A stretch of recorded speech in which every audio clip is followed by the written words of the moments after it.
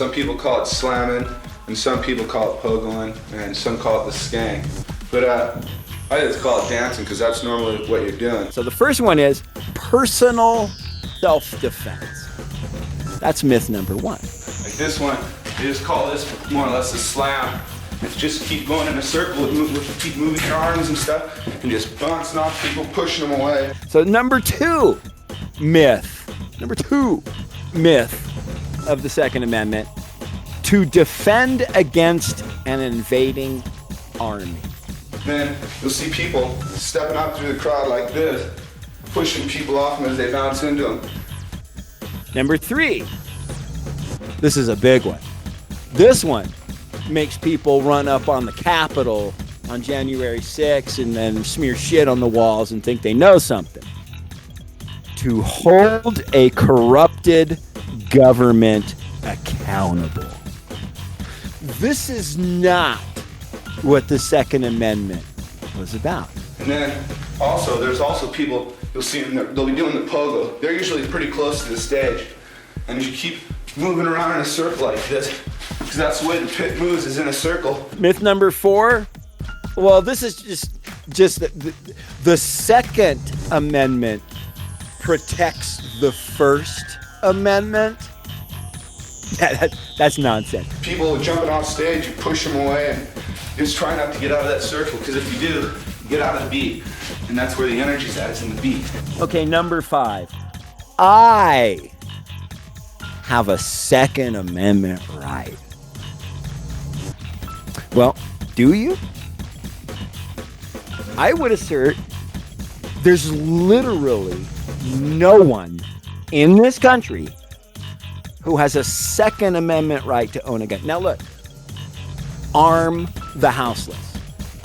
Arm the fucking trans community. Okay? Arm the fucking black community. I'm not against arming oppressed people. I'm not about taking guns away from anybody. I am about arming oppressed motherfuckers. Okay? But does the Second Amendment protect my right to own a gun? Get everything?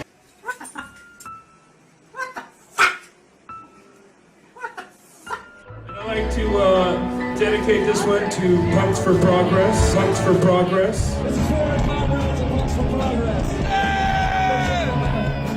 Punks for Progress, never anarchy. Fight for your liberty. We don't want your government. We don't need your services. I'm an anarchist. I'm an anarchist.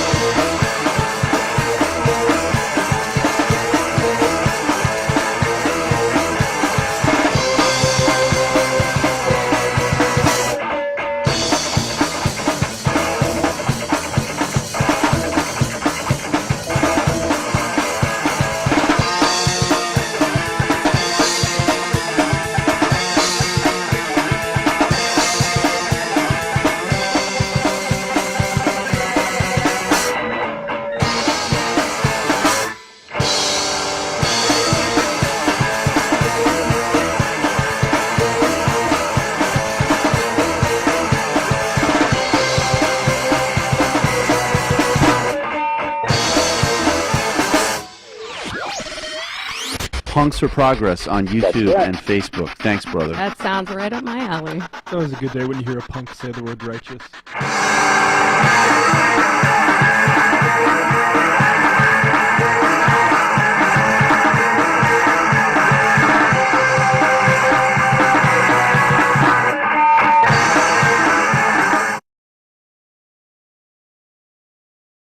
Hey fam, welcome to Punks for Progress.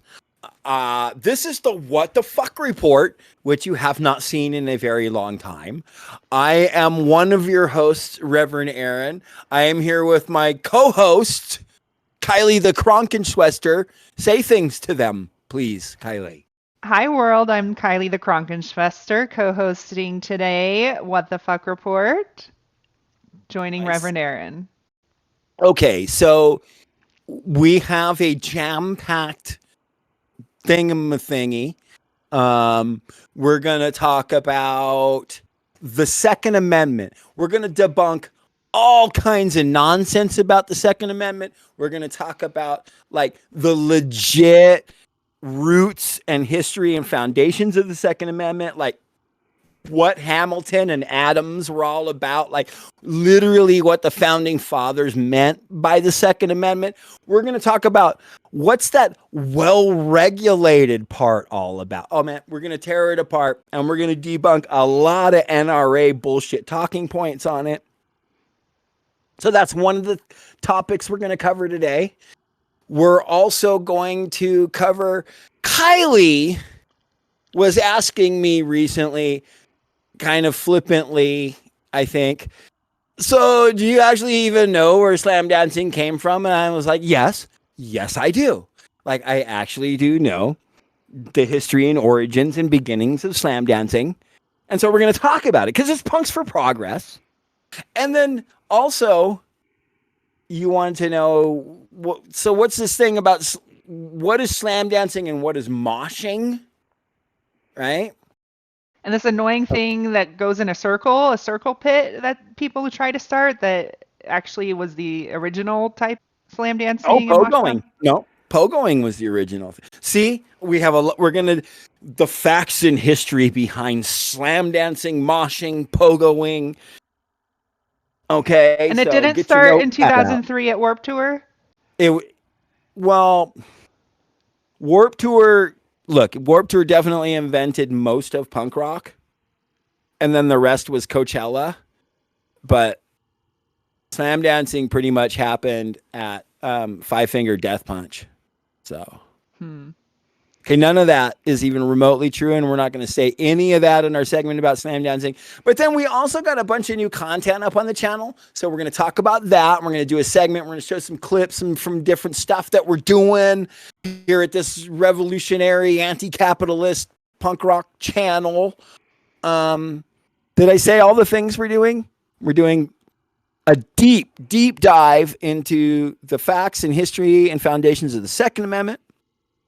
We're going to talk about slam dancing and moshing. And we got videos and stuff for all this stuff and text and references and sources and everything. And then we're going to show you, we're going to plug our shit. We're going to do that. We're going to shamelessly promote ourselves.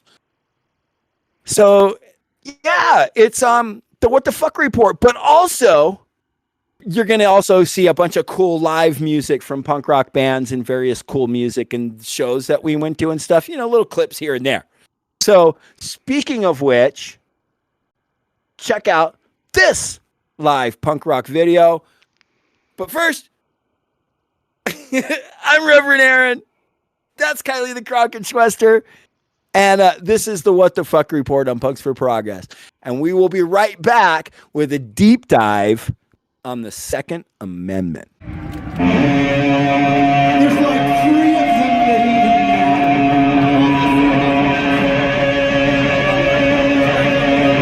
This is where we're at. That's right.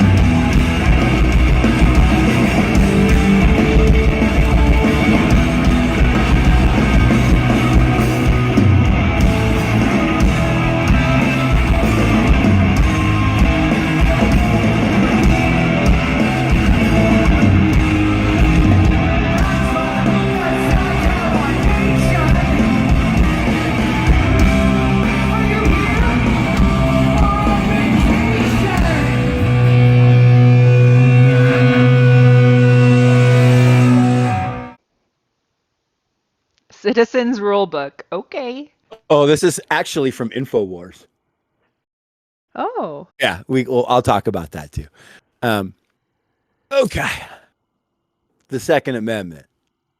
A well-regulated militia being necessary to the security of a free state, the right of the people to keep and bear arms shall not be infringed. So there it is, fam. That's the entirety of the Second Amendment. Now, I just have to point out this little booklet is actually a thing that years and years ago I ordered some of InfoWars early documentaries like Endgame and Terror Storm. I have all the early InfoWars garbage. But they sent these little Constitution booklets, and it's an accurate reading of the Constitution and the 24 amendments or whatever. But there is one thing in here, but there's a bunch of propaganda bullshit in it. At one point in this thing, it talks about what Marxism is. And it says that it doesn't say that Marxism or communism, or anti-capitalism is about the workers seizing the means of production. It's about, God, where is it? He says it's basically about the government seizing the means of production. And that's what, which is just garbage. Anyway, but its reading of the Second Amendment is correct. A well-regulated militia being necessary to the security of a free state, the right of the people to keep and bear arms shall not be infringed.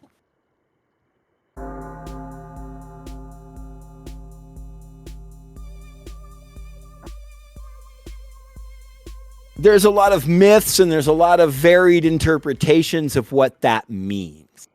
And so I'm sure, Kylie, you have heard a number of these in your time, these myths, and must have. Anyway, what are your thoughts about what comes to mind about? I know you have a basic understanding of what the actual Second Amendment really is, but what are your thoughts about all the varied myths out there about the Second Amendment? Right. So I think like most viewers, I could probably tell you what I'm pretty sure it doesn't mean. But that's probably what a lot of conservatives think it means. So I would say that most conservatives or people would say the Second Amendment in its interpretation or as it's written, as it was meant to be written and interpreted back then is, as a citizen of the United States, I have the right to own a gun, possess a gun, work a gun, and operate a gun. And also if that gun kills somebody, I had the legal right to do it. So my grandfather believes the Second Amendment gives him the right to have a gun in his house and to shoot an intruder. That's the whole point of the Second Amendment, and it shouldn't be changed, and liberals are always going after it. And basically, if we didn't have the Second Amendment, we wouldn't be able to stop the terrorists in our grocery stores. And so that's why my grandfather feels like he needs to wear one on his belt buckle, on his holster, on his belt, all the time, because that right was given to him by the founding fathers. I think that's a pretty good sort of aggregate overview of the ideas out there. Now, listen, so I have kind of 5 of them listed here. General, this is the prevailing wisdom, I think. These sort of 5 things. And I assert confidently that these are all myths. That none of these actually have anything whatsoever to do with what the framers, founding fathers truly intended. And we're going to prove this in this segment. But none of this has actually anything to do with what the Second Amendment really intended. So the first one is personal self-defense. That's myth number 1. Myth number 2. It's a common belief. It's a common belief, but you're calling it a myth, and you're better be able to back that up because my grandfather's going to point his gun at you in personal defense of the Second Amendment for saying that that's a myth. Okay, so these are common beliefs. So, of the general public, but yes, you're going to explain why they're a myth. I'm going to say it's a myth, but with one caveat that it actually is for the personal self-defense. but for an elite, wealthy, ruling class, and that's it. Basically, people who owned other people. But trust me, we're going to return to that in a huge way. But for your average working class, citizen, American, poor, whatever, no, it's not about. Like when the Black Panthers started carrying guns, not okay. Not what the Second Amendment intended. No, can't be.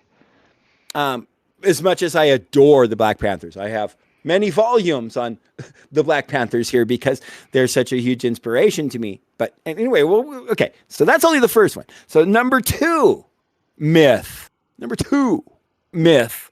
of the Second Amendment: to defend against an invading army. There's a lot of people who do believe that it was like, hey, because it's a new country and maybe the army wasn't really established. People need to be ready in case whoever came to invade. This is a myth of the Second Amendment. Number three, this is a big one. This one makes people run up on the Capitol on January 6th and then smear shit on the walls and think they know something. To hold a corrupted government accountable.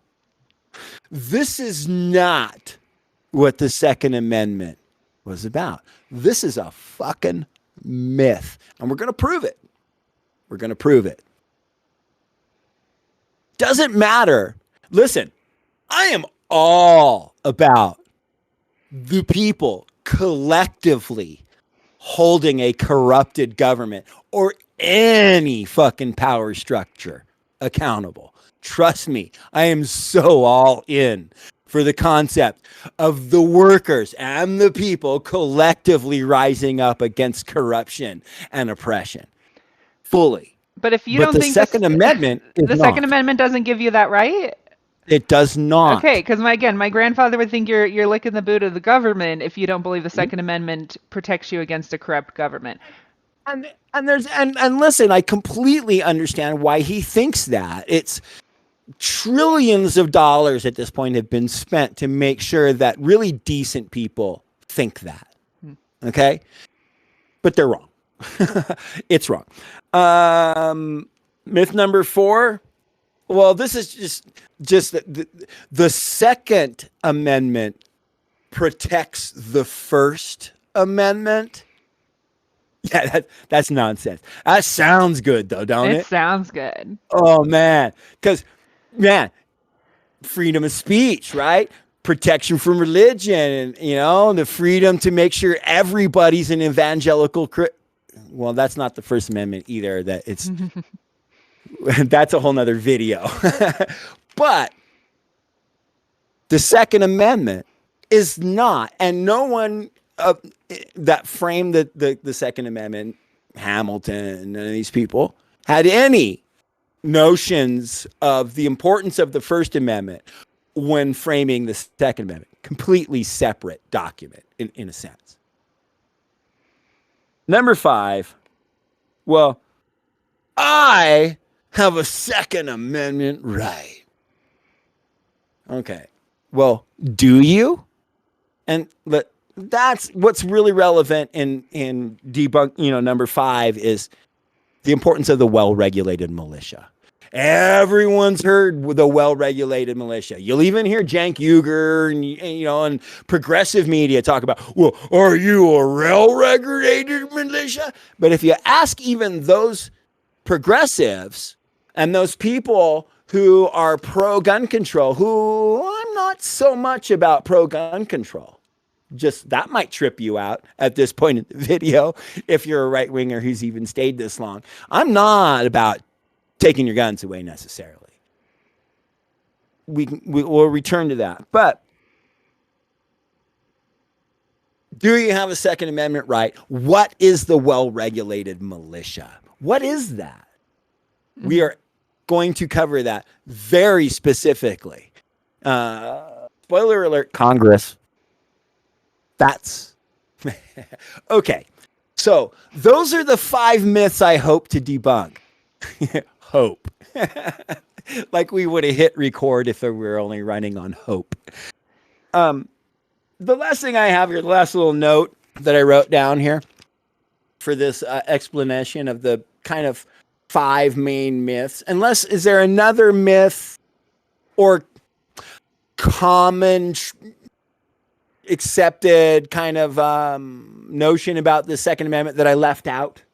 I mean, it would be under, I think, whatever, 3 or 4, but you don't. People think that they shouldn't be regulated by a government that has bigger guns than them. Again, don't want to. They want the right to take down a corrupt government, but also if that government ever comes after them, they want to be able to shoot them down, defend themselves, or whatever. Which I agree with. I feel very good with that. You're not going to hear pushback from me on the importance of that. Mm-hmm. But I'm going to tell you that the Second Amendment doesn't protect that. I think that we should be able to definitely rise up and take arms against an oppressive, brutal, whatever it is, a government or whatever it is that's, if it's doing all this stuff that even right-wingers would hate, don't necessarily, depending on what the motivation is and the facts that you're using as motivation to rise up, are they verifiable? Are they real? Is the oppression and the brutality actually happening? And is it happening on a widespread scale? Right? Mm-hmm. I'm not necessarily against that, but the Second Amendment does not provide for that. So the last thing that I wrote here was, by explaining the actual intent, history, contextual reality of the Second Amendment, and I'll only add now that I didn't write in the note what the founding fathers meant and what they wanted and why they framed it, we will address and debunk, with that knowledge that I'm about to share with you, we will debunk each of these 5 myths.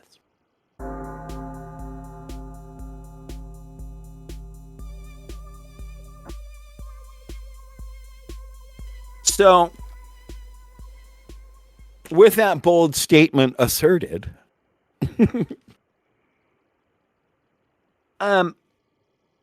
we should talk first about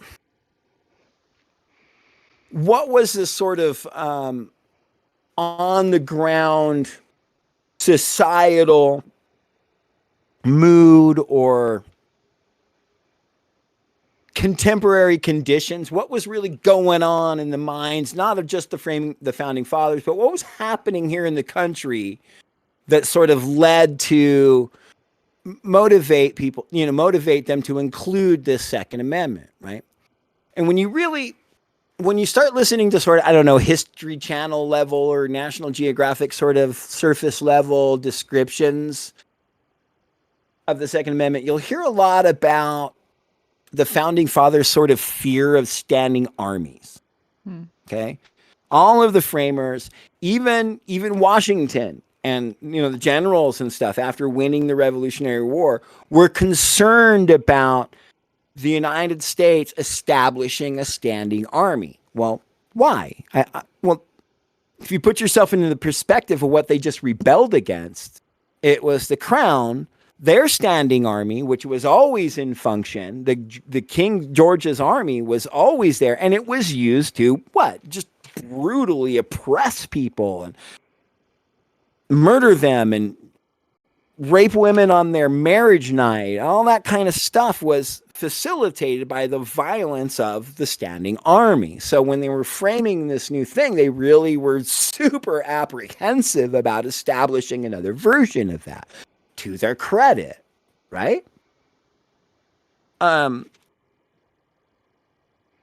So there's a couple passages I had highlighted in this really fantastic book called The Second Race and Guns in a Fatally Unequal America by Carol Anderson, New York Times bestselling author of White Rage and One Person, No Vote. The second, and this is a real deep dive into the Second Amendment. Now, bear with me. I'm going to read some kind of lengthy passages. But I made some bold claims, did I not? about 5 various myths that are what are generally accepted to be what it's all about. But we need the contemporary context. So this is from page, the passage that I'm about to read are from pages 32 through 35. I'm not going to read all of it, but various passages from those pages. So Madison, that's James Madison, one of the framers of the Constitution. I've heard that name, yeah. So this is according to Madison. If there was going to be a Constitution and a United States of America, the Federalists had to respond to Mason's, Henry's, and other Southerners' assertions, quote, that the federal government would, in one way or another, render the militia impotent as a slave-controlled device, unquote. Representative Lambert Cadwallader of New Jersey, therefore, hoped that Madison's amendments would, quote, calm the turbulence of the opposition in Virginia and some of the other states, and certainly bring North Carolina into the Union. So there's some real buzzwords in there, right? We're talking about so what this really gets into, I'll give you some context where I'm not going to give you all the pages of text to provide it for you. Go get the book. And I'm also going to get into the Federalist Papers in a minute to provide properly sourced, facts to back what I'm telling you. But what's going on here is they've basically agreed not only on the Constitution, but the Bill of Rights. So the Bill of Rights is the first 10 amendments to the Constitution, because the framers wanted to tell us that here's this Constitution that you're allowed to amend. And to prove it, we're going to start out by amending it 10 times, right? Now, it talks about Mason and Henry and Southerners from Carolinas and Virginia wanted this Second Amendment thing in here. Well, they weren't going to agree with the Federalists, the people who wanted all the states under one union rather than a bunch of little separate nations. They were going to agree to join this with them, provided they put this in here. And if they didn't put this in here, they were not going to agree to it. Now, she goes on to say, the Second Amendment was thus not some hallowed ground, but rather a bribe, paid back again with black bodies. It was the result of Madison's determination to salve Patrick Henry's obsession about Virginia's vulnerability to slave revolts, seduce enough anti-federalists to get the Constitution ratified, and stifle the demonstrated willingness of the South to scuttle the United States if slavery were not protected. So why would why is that so important to them? Is it just because they want to own people so bad? Because it talks about if you remember, in the Constitution or in the amendment, it talks about for the security of a free state. This is what they believed. The adding this is what secured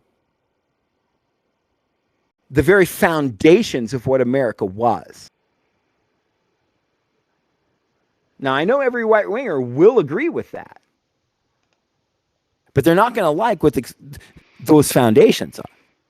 So it goes on. The question of the role of the militia was key to all of this. While Article 2, Section 8, Clause 15 and 16 of the Constitution delineated the role of Congress in calling out the militia for a variety of tasks, executing the laws of the nation, repelling a foreign invasion, and quelling domestic insurrection, it was the latter that was crucial for the second. The quelling of domestic insurrections. I think modern conservatives would agree with that. The black terrorists, these horrible people in the ghettos. We need to keep our guns because all those illegal guns are out there. So they have their and interpret BLMs, it. right? The BLMs and the Antifas. They're just going to reinterpret it for their without trying to. I mean, it's racist, but they have, they're trying to make, give their evidence for it. What about Kylie, black on black here's crime? a question that might make a lot of liberals uncomfortable. Maybe they're not actually misinterpreting it. Okay, so I know that is an incredibly bold claim as well. Allow me to read on. As for repelling a foreign invasion, the idea had already been disproved. George Washington knew all too well how ill-equipped the citizen / farmer / saloon keep / blacksmith militiaman was to confront a professional army. There were far too many times during the War of Independence when the militia would not show up, would run away, or would decide to just go home in the middle of a battle. I thought the militias won the Revolutionary War for us. Like, we have to be grateful to them. Now, that was a standing army. That was the actual Washington's army. Oh, okay, the militias that weren't. did that. Okay. Right. And the army wore uniforms, right? Matching uniforms. They got, check this out, vaccinated. Google Washington's troops vaccinations. There was a whole, and they got proper training and for what that's worth at the time, right? But then the militia was just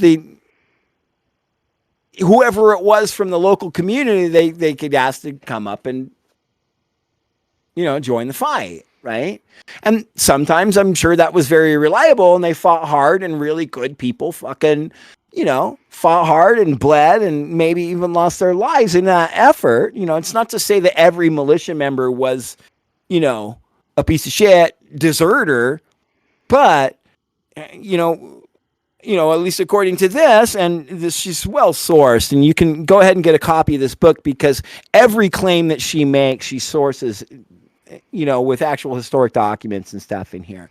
But I've seen stuff in times when I took political science classes in early American history where the militia was not reliable. That was well known at the time, that we can't rely on it because they're not actually beholden to the generals and stuff, right? Anyway, it goes on to say, it was obvious, whether north or south, that no militia was going to stop a foreign invasion. That was proved the war proved that beyond a reasonable doubt. What the militia could do rather well, however, as George Mason noted, was keep slave owners safe. The Southern militias not only quelled rebellions, they were also there to prevent another Stono. They oversaw the slave patrols and regularly searched the homes of the enslaved for weapons. Georgia even upped the ante with a, quote, standing warrant to search any black's house, unquote, enslaved or free, for offensive weapons and ammunition. In short, James Madison, the Virginian, knew that the militia's prime function in his state and throughout the South was slave control. Wow.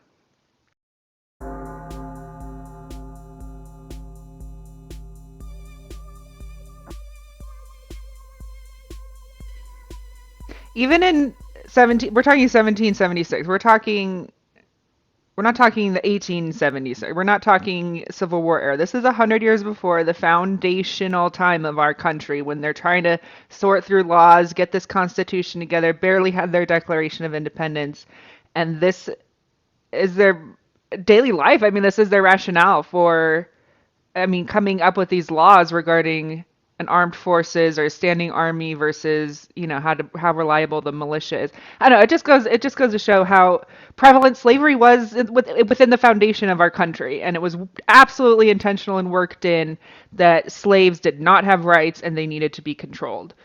Absolutely. And that, where I am really focused more so, when I bought this and read it, and what I highlighted and stuff is really, really about the slave patrol function of the Second Amendment.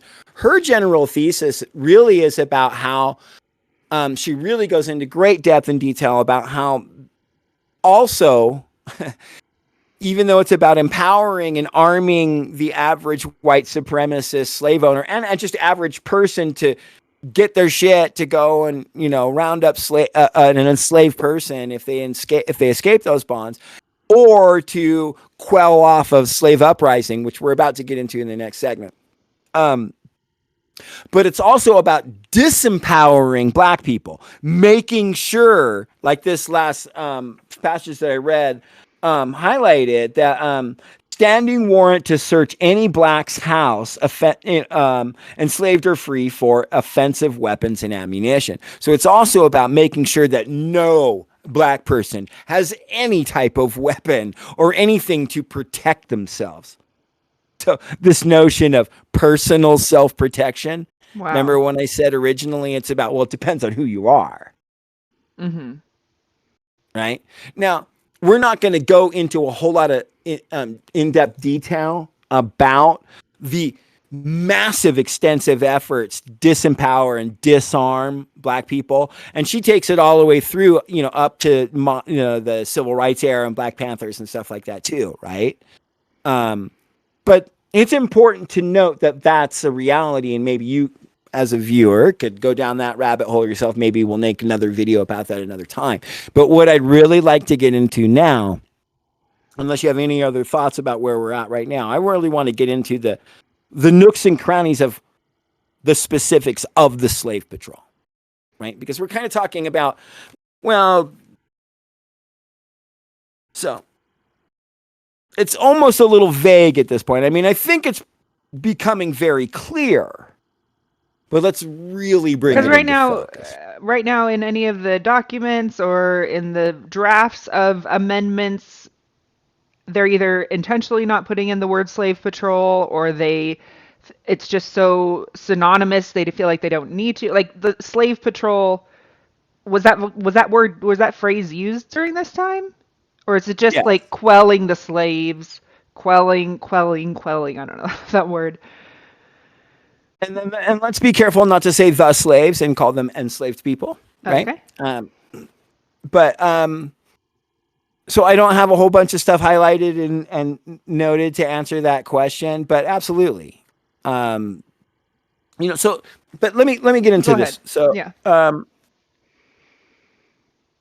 So I guess I'll just cold read it. So thus, despite all the self-congratulatory kudos for civilizing Africans and trying to anesthetize whites with the myth of black docility and complacency, Southern plantation owners actually understood not only that slavery bred insurrection, quote unquote, but that those revolts threatened the entire social structure of white Southern communities. The planters responded to this challenge by adopting a three-part strategy to break the will, or at least the ability to fight, of a people who had been snatched from their homeland and brutalized, and who were overwhelmingly, quote, hostile to those who controlled their labor, unquote. In a series of moves that would scar the United States well into the 21st century, colonial Virginia deployed this triad of brutal control. It denied the enslaved the right to bear arms, ignored the right to self-defense for black people, and put in place a, quote, large-scale military machinery, the militia, to crack down on any conspiracies or uprisings. And if that's not concise enough. That recognition and the resulting fear, however, did not stop the mass importation of kidnapped Africans, who by 1710 already outnumbered whites in South Carolina. Instead, the response was to double down on the brutality and other measures necessary to ensure control of what would eventually be 57.5% of the total population. From 1671 to the early 1700s, the colony worked mightily to build, adjust, and then overhaul its slave patrol guidelines until it had effectively turned its white population into a community police force. The deputizing of all white males and the attendant increased slave patrols were supposed to promote white community safety. Now, I'm going to go into the Federalist Papers in the next section because we're really relying on her words and then the little number at the end of the sentence that notes where you should go back in the bibliography and look it up yourself. And so I want to make sure that we get into this in the Federalist Papers. But, Kylie, do you have any thoughts? Yeah, you're reframing my understanding of history here. And that's good. So, again, I'm kind of stuck up on the difference between the, I call them armed forces, a standing army, and then the founding fathers or the leaders of that era, knowing the militias were different, could be used, side by side with the standing armies, but had a better use in their communities to suppress a people, be enslaved. And another thing that comes to mind is like the enslaved were the majority. Like, isn't that shocking? Yeah, and I feel like I've heard that before when I lived in New York and I went to some museums. Like, New York was built on the backs of enslaved people, and look who lives in the best parts of New York versus not the best parts of New York City, right? And that was normal. And it was, I think some phrase used in one of the museums was New York is the epitome of how justice is not synonymous with freedom. Progress. I don't know. I'll have to look it up. I'm sorry, but anyway, the freedom did not exist for the people who built up New York, but that was their creed. That was what they wanted. They wanted freedom from their oppressors, but in return oppressed other people. But anyway, I'd be interested to know if and when. I mean, we're always told whites are the majority, or we've always been told, we're going to lose. But look at this time frame, the enslaved were the majority. So either they killed them off, or they I don't. It's just, yeah, it's really upsetting. Yeah, so I have two thoughts on that. So, like, first and foremost, yeah, that like there's a reason these white plantation owners were fucking scared that they would rise up. There was more of them, and check it out, fam. There's also more of us than there are the capitalist ruling class. Okay? We're not brutalized in anywhere near in the same way as these enslaved people were at this time. While I'm making a comparison, I don't want to disrespect that reality, right? But there's way more of us than them still.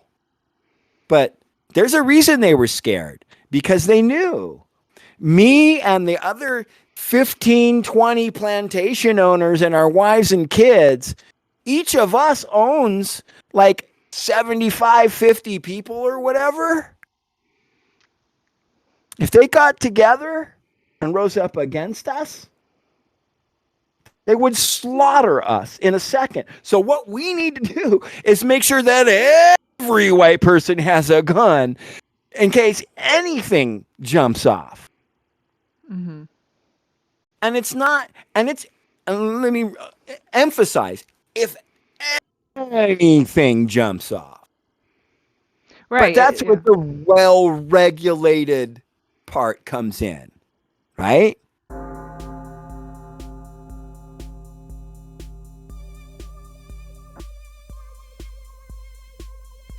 Now, I know everyone's heard that thing about well-regulated militia, and they want to talk about, oh, you dumb militia guys.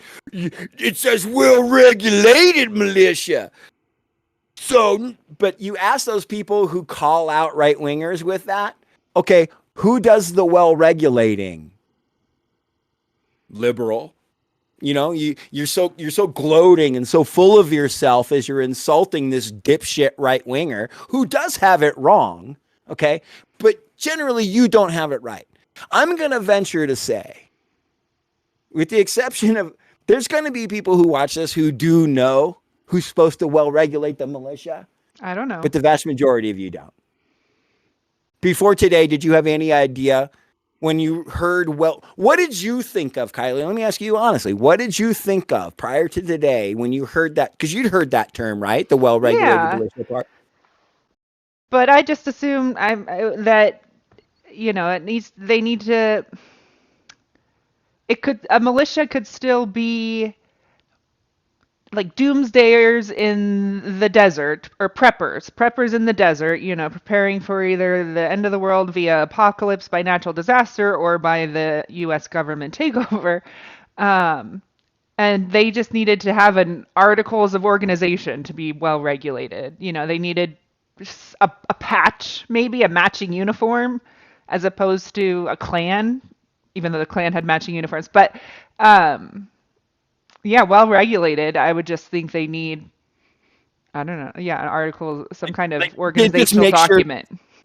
So basically that they've spent a bunch of time uniformly crawling around in the dirt, and then they did jumping jacks the same way, and then they said they had the same end thing. goal. Yeah, they had the same allegiance or pledge of allegiance or whatever. That's what I would think. Who else would regulate them? They want to be militias. They want to be non-regulated. And I think that's fair. I think anyone who's really spent time thinking about it, that's probably about as. I think that's a fair assessment. I don't think most people actually really think about that part. Even the people who are like, "Yeah, you dumb militias. Where's the well-regulated part? Not very well regulated." Well, it's now I'm gonna read specifically who's supposed to do the well regulating, and I want to say before I do that I'm an anarchist, and I don't want anything I do to be well regulated by Congress. Okay, so this is not an advocation necessarily. Actually, I think the Second Amendment is fucking disgusting. I think it should be absolutely repealed. It should never have fucking existed, and it has resulted in the perpetual slaughter and murder of so many fucking people throughout the history of this country. Fuck the Second Amendment so much, and fuck Congress well regulating the militia to round up people who are owned by other people, to quell them from revolting against their fucking oppressors. Okay? So that's what it's Congress. You think I'm kidding? Oh, no. It's about protecting the people from the government and from a corrupted government, right? That's what the 3%ers say. That's what, the Oath Keepers say. That's what Stuart Rhodes and all his fucking dipshits friends think. That they're the righteous protectors of America, and the Second Amendment enables them and empowers them to rise up against this government on January 6th. Okay? Well, it's fucking bullshit. Because this proves it. This is so people who don't know what the Federalist Papers are, these are the letters from the framers and the writers of the Constitution elaborating on and explaining what they meant when they wrote the shit. Okay?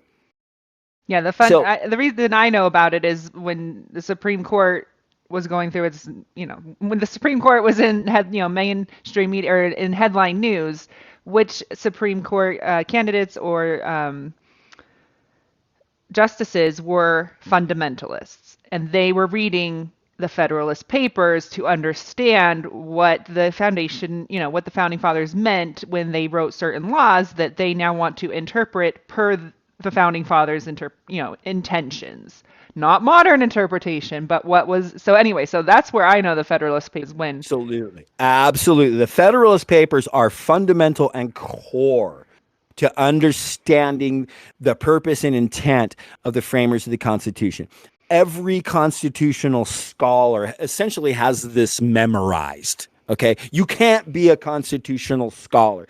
Actually, I would even go so far as to assert you can't properly understand the Constitution unless you have spent some time in the Federalist Papers. Okay. So what Hamilton says about the well-regulated militia, this is number 29 of the Federalist Papers. And I'm not going to read the whole thing. Number 29 is, it's about 8 or 10, about 7 or 8 pages. And it's a lot of text, all right?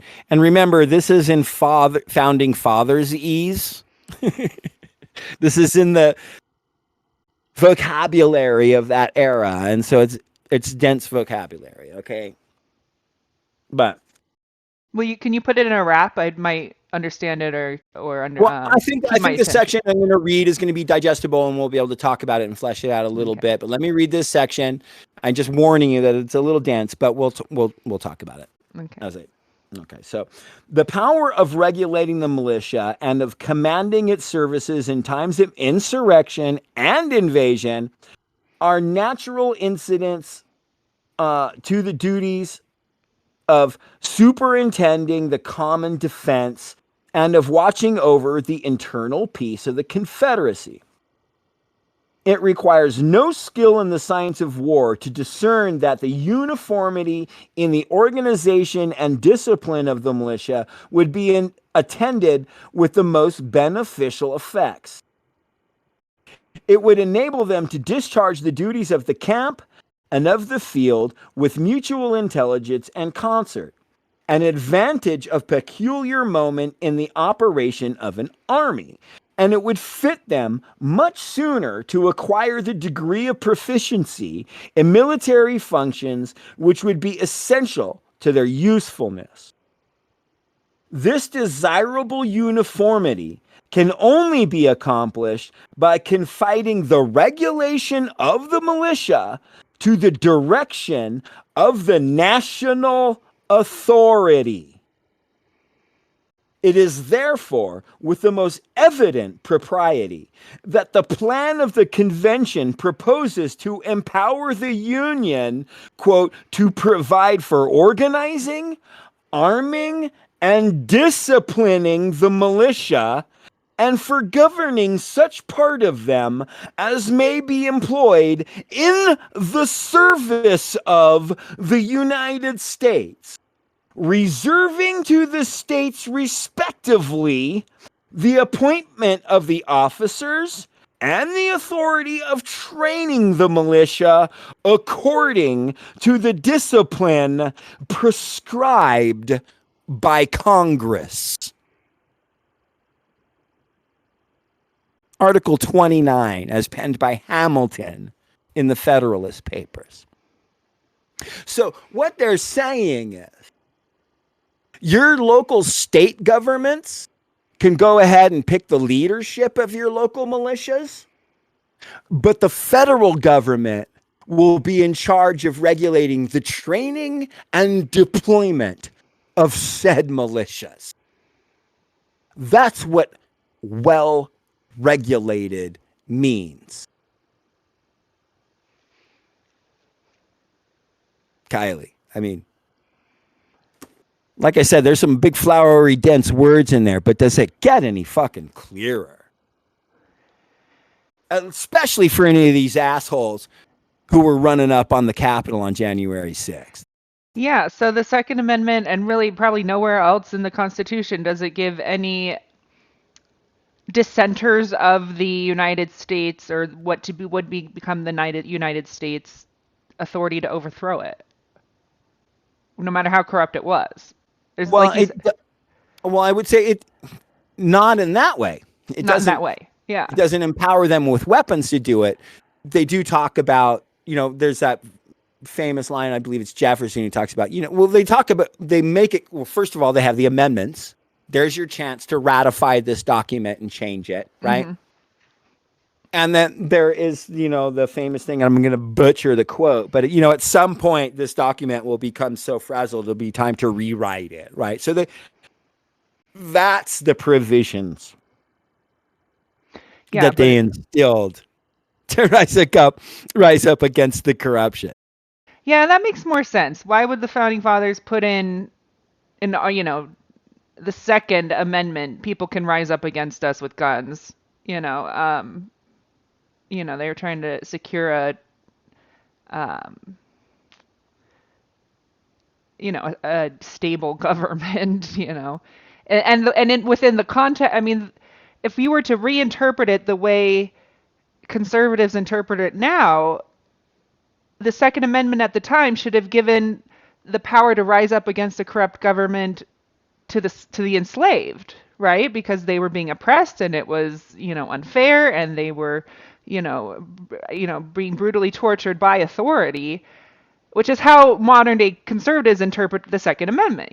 We're oppressed by our government, we're taxed too much, we need to show up at the Capitol with guns, and so if you were to, transfer that back to the enslaved and the oppressed of the time, then you should know that that's not what was intended by the Second Amendment. It was definitely intended to continue to oppress the enslaved and not to give them power to rise up against their oppressors.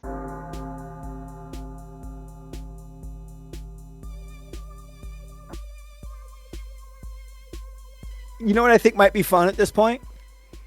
Let's go back and look at those 5 myths that I said we would debunk. Mm-hmm. Okay. Number 1, personal self-defense. Yeah, I think, against your enslaved people who outnumber you. At least, again, in the Federalist Papers, in the Second Amendment, and the vocabulary used in the book you read to us. I guess there's a little bit of personal protection. But if you're the dude, even though you got an $80,000 truck and maybe a 2-story house and 3.5 kids and a cool ass thing and a job, and you take care of your shit, maybe you jet ski, maybe you shoot on the weekends, whatever. It's not about your self-defense. Yeah, it doesn't. It doesn't give you. You're the not right a plantation owner. Yeah. The modern day plantation is the major corporation. Is the it's the workplace, mm-hmm. right? The conditions are nowhere near as brutal as they were at this time. But let's be clear: if you're working class, even if you're upper middle class, if you're still working class, you're not the ruling class. Mm-mm. But that gets to what happens after the Civil War, and we put the 13th Amendment comes into play, right? The role of the militia changes at that point. And that's a whole nother video we can get into, but I'll talk about it a little bit now. So the 13th Amendment, if you've been following our channel, we've talked about the 13th Amendment exception clause a lot on this channel in the past. Let's read the 13th Amendment. Okay. Neither slavery nor involuntary servitude, except as punishment for crime whereof the party shall have been duly convicted, shall exist within the United States or any place subject to their jurisdiction. Section 2, Congress shall have power to enforce this article by appropriate legislation. So, unless you've been duly convicted of a crime, doesn't say felony crime. So, the 13th Amendment was ratified. It was a significant part of the post-Civil War, Reconstructionism, which again was started out amazing and it had so much potential and was utterly destroyed. But But what survives is the 13th Amendment. But it does have that exception clause. So slavery was never, our prisons are the 13th Amendment exception clause, right? And in many ways our workplaces too, but not so directly. But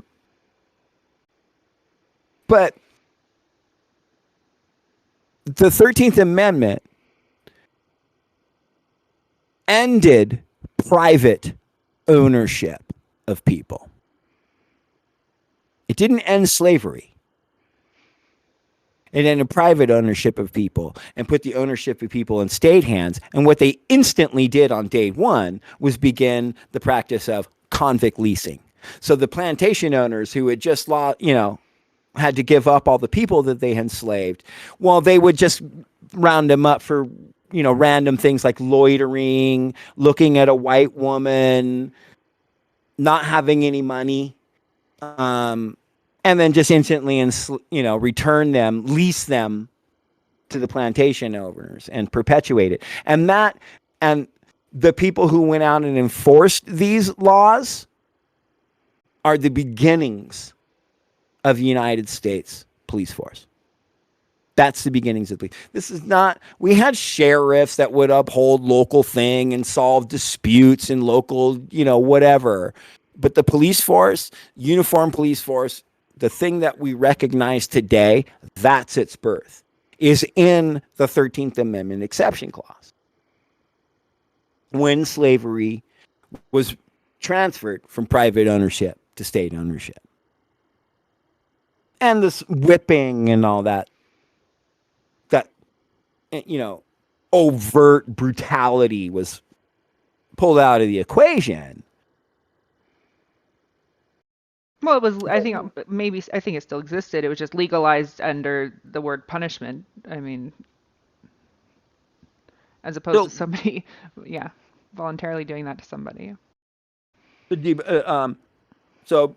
Second Amendment myth number 2, to defend against an invading army. I didn't hear anything in any of the language from the Federalist Papers, anything that was about, if anything, what I heard was, when we needed them to fight they're the crowd, incompetent.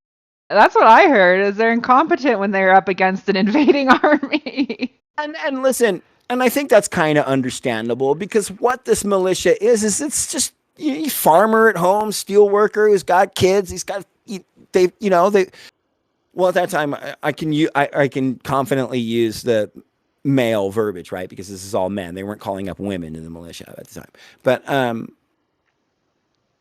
people who had enlisted in the army, you've dedicated yourself to it, and you've, availed yourself to training. You live in the army ranks, and that's your life. And you're drawing a paycheck from the army. The militia is put down your plow and leave the cow and leave your wife and leave your kids and come over here and risk your life. So, so that's a reality. That is the founding fathers taking a dialectical material analysis of the militia and saying, okay, first of all, we're really apprehensive about a standing army to begin with, because we just tried to flee the tyranny of that from King George. But also, when we were fighting against King George, these guys kind of kind of squinched out the back room when we needed them sometimes, right? So it's just not about defending against an invading army. So rewinding to European history, the standing army was almost like a different class than the peasants and the serfs. So I feel like dealing with having a quote unquote supportive militia in addition to a standing army, was that a new American phenomenon? Really? Because in in European history, were there uprisings of militias? I feel like people who wanted to fight in the army went and served in the army. Anyway, so I just think you're right. It was a very skilled training, even in European history, to be in the army, and you served for months at a time, years at a time away from your family, and under the command of a general. And so, to understand that is what was going on historically, not like it is today, where you can get some basic training at a weekend camp, or you've served, one round in Afghanistan, so as far as how to run a militia or how to even hold a gun. Like, these people didn't even know, and really fighting probably wasn't even it was probably what they did when they were drunk, but it wasn't a skill for the worker. And even if some of them are skilled in the art of war, that doesn't mean they're organized as a unit. You can have a bunch of different, really, amazing fighters and killers, but if they're not on the same page, it's just chaos.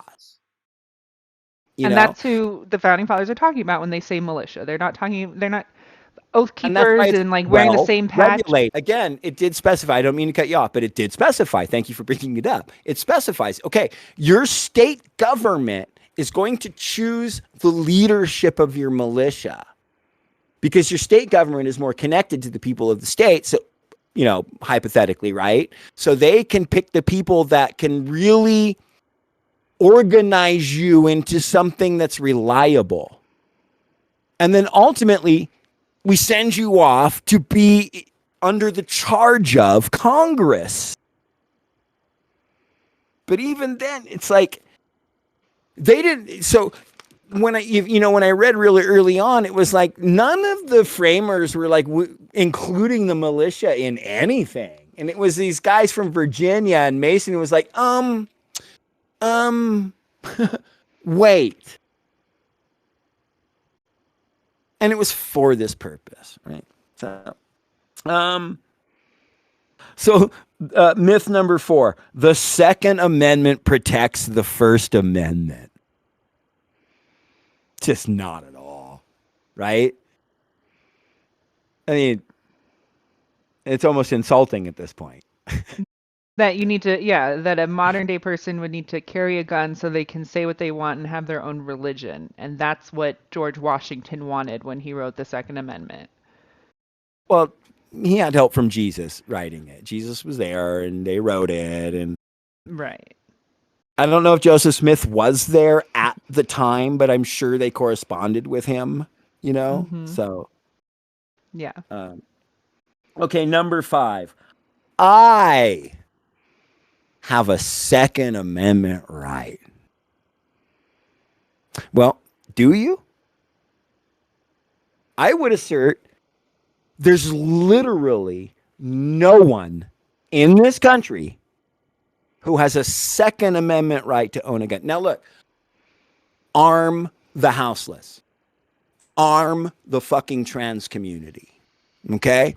Arm the fucking black community. I'm not against arming oppressed people. I'm not about taking guns away from anybody. I am about arming oppressed motherfuckers. Okay? But does the Second Amendment protect my right to own a gun? Well, am I in a militia whose leadership was appointed by, I live in Nevada. Did the Nevada state government appoint the leadership of the militia that I'm involved in? Or potentially involved? Nope. No. Now look, there's SRA in Nevada, which I absolutely fucking support. They're the Socialist Rifle Association. They're not the militia. This is a leftist gun club. But SRA is badass. So I'm not against organized groups, training and learning gun safety and, and gun awareness and all this kind of stuff. But is it protected and sanctioned by the Second Amendment? No.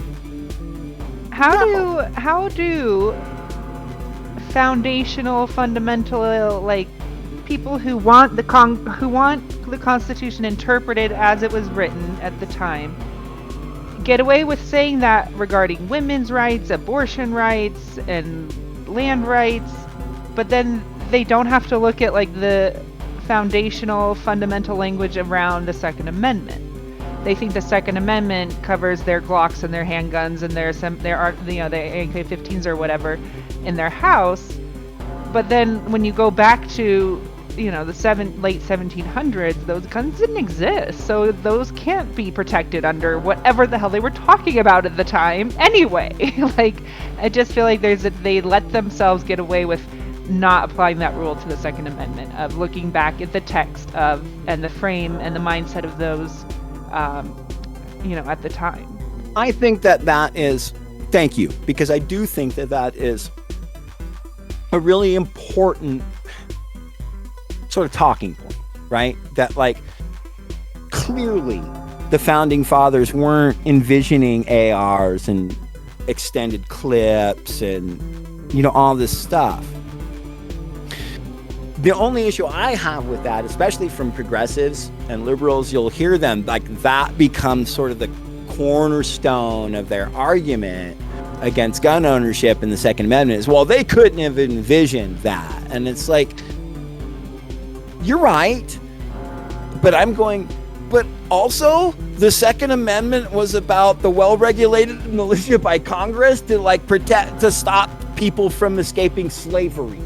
For sure. Again, no, they couldn't envision ARs, but it's almost mute.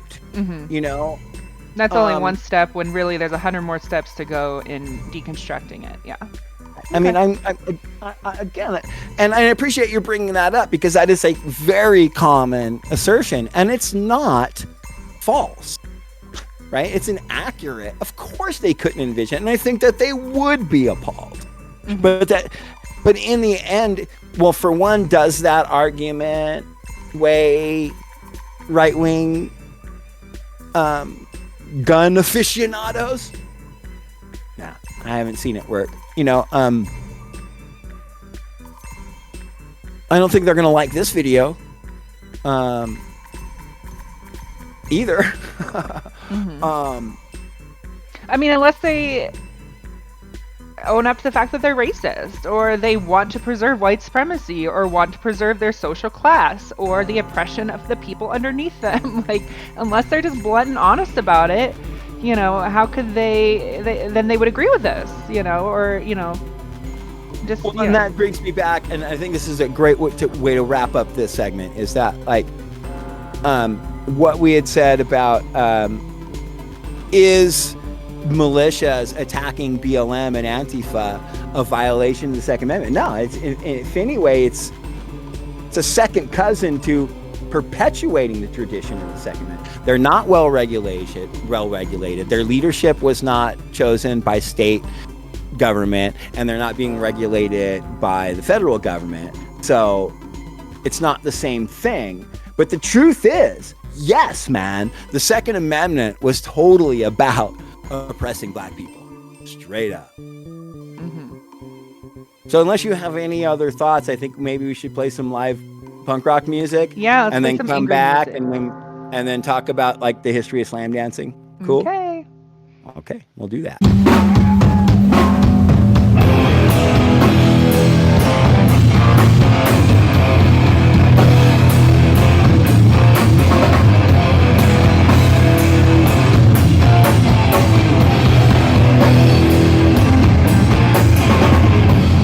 Goes out to all the anarchists and outlaws, all the dope fiends and the criminals, all the revolutionaries and the reprobates.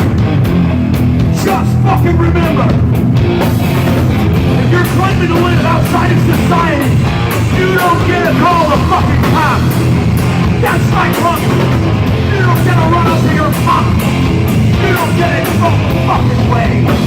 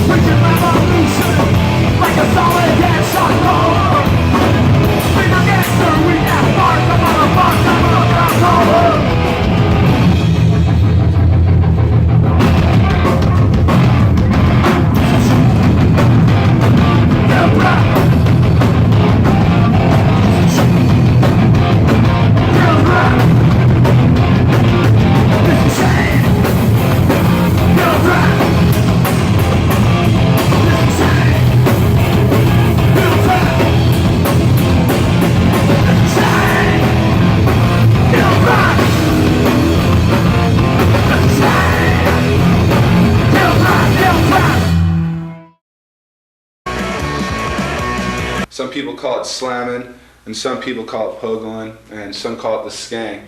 But I just call it dancing because that's normally what you're doing. Like this one, they just call this more or less a slam. It's just keep going in a circle with keep moving your arms and stuff, and just bouncing off people, pushing them away. Then you'll see people stepping up through the crowd like this, pushing people off them as they bounce into them. And then there's also people, you'll see them, they'll be doing the pogo. They're usually pretty close to the stage. And as you keep moving around in a circle like this, because that's the way the pit moves, is in a circle. People jumping off stage, you push them away, and just try not to get out of that circle, because if you do, you get out of the beat. And that's where the energy's at, is in the beat.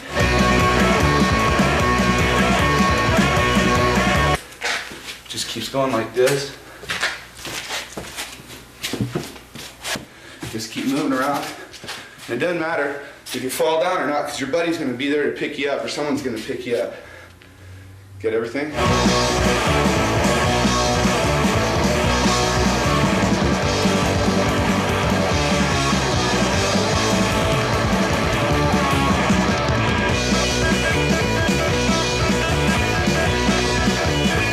Okay, there you go, fam. So that is,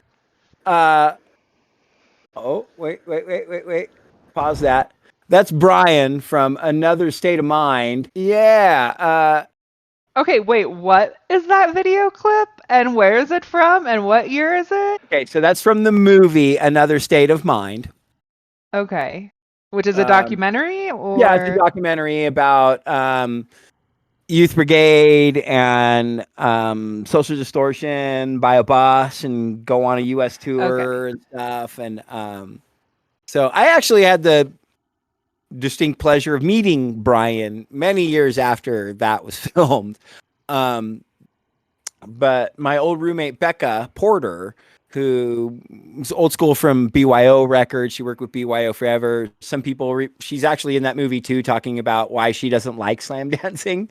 But she ended up moving in with us because she was in promotion back when I was promoting a lot of punk rock shows. And obviously she was friends with Brian, and he was touring the United States doing AIDS awareness stuff, giving speeches and handing out condoms and going from town to town to talk to people about AIDS awareness. And yeah, the thing that kind of stood out, I mean, which is obviously very cool that he was doing that. And, but he had really long, like dyed black hair and just did not look anything like the sort of shaved head dude with the dope ass Discharge t-shirt, you know, in his Dickies and Creepers and shit. He just looked way different when he came and stayed with us. But I have to admit, I was totally like giddy punk kid starstruck when Brian, who explained slam dancing, came to my fucking house. But yeah, so that gives you an idea of what it is, right? But where does it come from, though? Right? Well, there's this other documentary called A Clockwork Orange County, which is basically all about the Cuckoo's Nest, which is a dope-ass punk rock venue in Huntington Beach. And if anybody wants to see this video in its entirety, you can find it on Punks for Progress in our playlist called Punk Rock Docs, DOCS. There's just basically every punk rock documentary is in that playlist. But this is in it, and I would argue confidently that it's at the Cuckoo's Nest where slam dancing first begins, where it transitions from pogoing, which I would also assert sort of starts in Britain. But that's kind of a natural thing to just sort of... But pogoing is just popping up and down, right? But you're also kind of jerking aside. When you were pogoing, you were bumping into people too. Right? And that eventually, because people, you don't know how to dance to this high energy music. You know, the music that predates punk rock is very moody and mid tempo and dramatic. And then it comes to this boom, boom, boom, boom, boom, boom, boom music. And people kind of didn't know how to fucking, so it's just this jerky, quirky shit. And it's great. But then eventually it takes on new form. And I just think this is one of the best description I have ever heard of the birth of slam dancing. So this is from Clockwork Orange County. 34 minutes in. Here we go. This is fucking, these are the rules. You got to dance the whole time. The next more were like that. It wasn't so much. It wasn't violent us. Like inside, if you're just with your friends screwing around, you got a bunch of cocktails, and everybody drinking and go nuts. Then you just have to fight. It's just let's have a fight. It was fun. Jump around, get sweaty, scream and yell, guzzle a few drinks, go back out. Going up and down, then you kind of bounce sideways and run into the person next to you, and that's still cozy and fun. And then some people decided to skip the up. When the dancing went from pogo, which is one thing we're in the pogo, we're pogoing everybody. I'm only 16, everyone's scary around here. And then all of a sudden it went to what later was, I guess, coined by the LA Times as slam dancing, when it went like that, and it was this, it was punching. It was dangerous. You didn't know what was going to happen to you. But it was a toughening up area for fighting anywhere else. The thing about seeing the punk bands there, by now they were starting to do the slam dance and do the moshing. That was the part that really got me, was seeing this physical contact and seeing these people just bashing into each other. All these guys. Occasionally you'd see a girl there, but it was pretty much a guy's hangout, and it was just electric. The slam dancing and all that stuff started there. Look. I just want to say really quick, roughly 81, 82, 83-ish, right in there. Okay. So just to give that time frame perspective. Looking back on it, like I said, I started realizing that, it's something started there that was pretty earth-shaking. That's the owner of the Cuckoo's Nest. Endured, and it didn't go away. And that, of course, was the slam dancing. Well, I think that it's just the overall influence of physical contact. I think that's a necessary element of punk rock, and it's really easy to get involved in it because all of a sudden you're out there banging with someone, and it feels natural almost. It's fun. You're standing there on the side, and all of a sudden action starts behind you, and you're standing in the same place, but you're in the middle of the floor now. So it's either slam out of there, stay slamming in there, or get knocked down. So you have to start slam your way out. Slam your way out. And that's cool. That's fun. Though you're bouncing up and down and sweating it up and running into each other, ultimately, no one's trying to hurt the other person at all. I'll never say that I started or invented slam dancing, because I've seen monkeys in the zoo running around, swinging their arms back and forth, being all crazy. But my style was pretty running around, arms flailing, legs in the air, microphone. And a lot of the kids picked up on that and started to kind of imitate that style that I was doing. And then all of a sudden, you get 5 guys doing it, then all of a sudden 10 are doing it, and pretty soon 50 are doing the same thing, and it's turned into this big slam thing. It wasn't to the point where guys were slamming, trying to get the guy behind them in the face. It was just, just the style of the time was running around. Instead of pogoing, which I would crave for after it turned into the fight days, it's like, quit fighting, pogo, man, let the girls in here, that's what we're all here for, But once the evolution started, it couldn't be stopped. And people have said, hey, you're the guy that started slam dancing. And I'll say, well, I had a certain style and some people picked up on it, but I would never, be that arrogant to say that I started slam dancing. Yeah, but you did. But you did start it. That was Brian? No, that's not Brian. That was Jim Decker. He's from band The Crowd. So there you go. There is okay, the well, it's evolved origins of slam dancing. Okay. But now you heard the one guy kind of mention moshing. Yeah, because that's the term used now. I mean, for the last 20 More years. commonly uses moshing. Now, look. So my recollection at the time, was New York. The word moshing came out of New York. Like New York got a hold of slam dancing. Once it happened at Cuckoo's Nest, it just took off. Everywhere you went, it was like, before that, it was just a lot of people really kind of standing around too, but once it was like within minutes, slam dancing just took off, but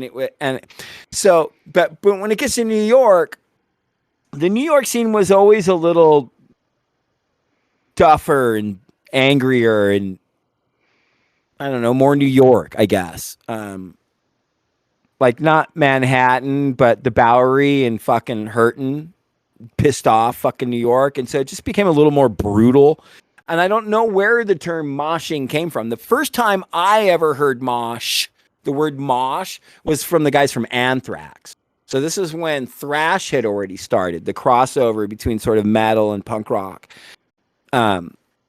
which really comes out of San Francisco, but New York really latches onto it too. So it comes out of San Francisco with bands like Metallica and Exodus and, that scene. But in New York, you also have like Anthrax and Cro-Mags and stuff.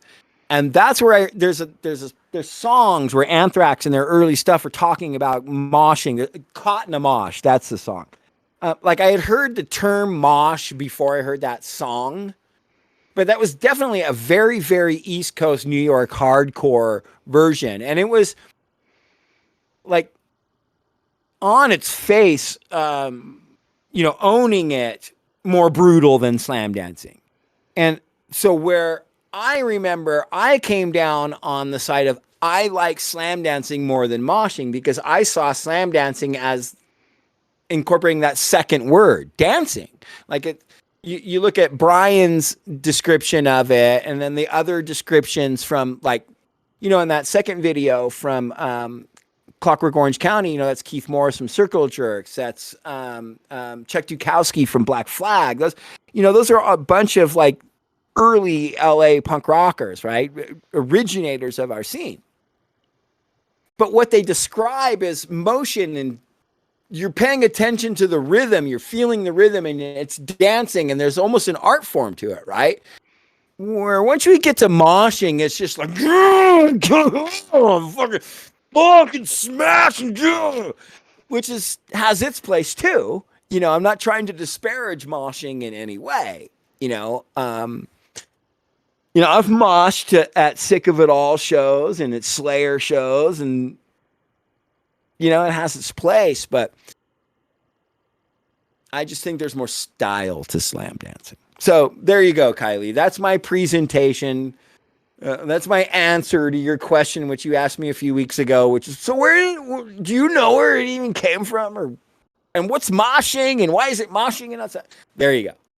Yeah. And I'll admit that, whether it was my generation or the evolution of it, it's been ruined. At shows that I go to, if you even say the word dance, like slam dancing is not a term used anyway, but if there's any, it's just jumping around and bumping elbows with people, at least the shows that I go to.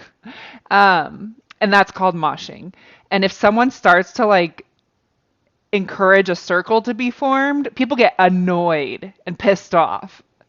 Like, what the hell are you doing trying to bring this circle thing into this culture of moshing, So to hear that it initially started as a circle dance, I guess, as opposed to a square dance, a circle dance, is so fascinating. And I agree. Like, I like to dance to rock music, or the melodious stuff. And so I like my space at concerts to watch live music. So I can understand that.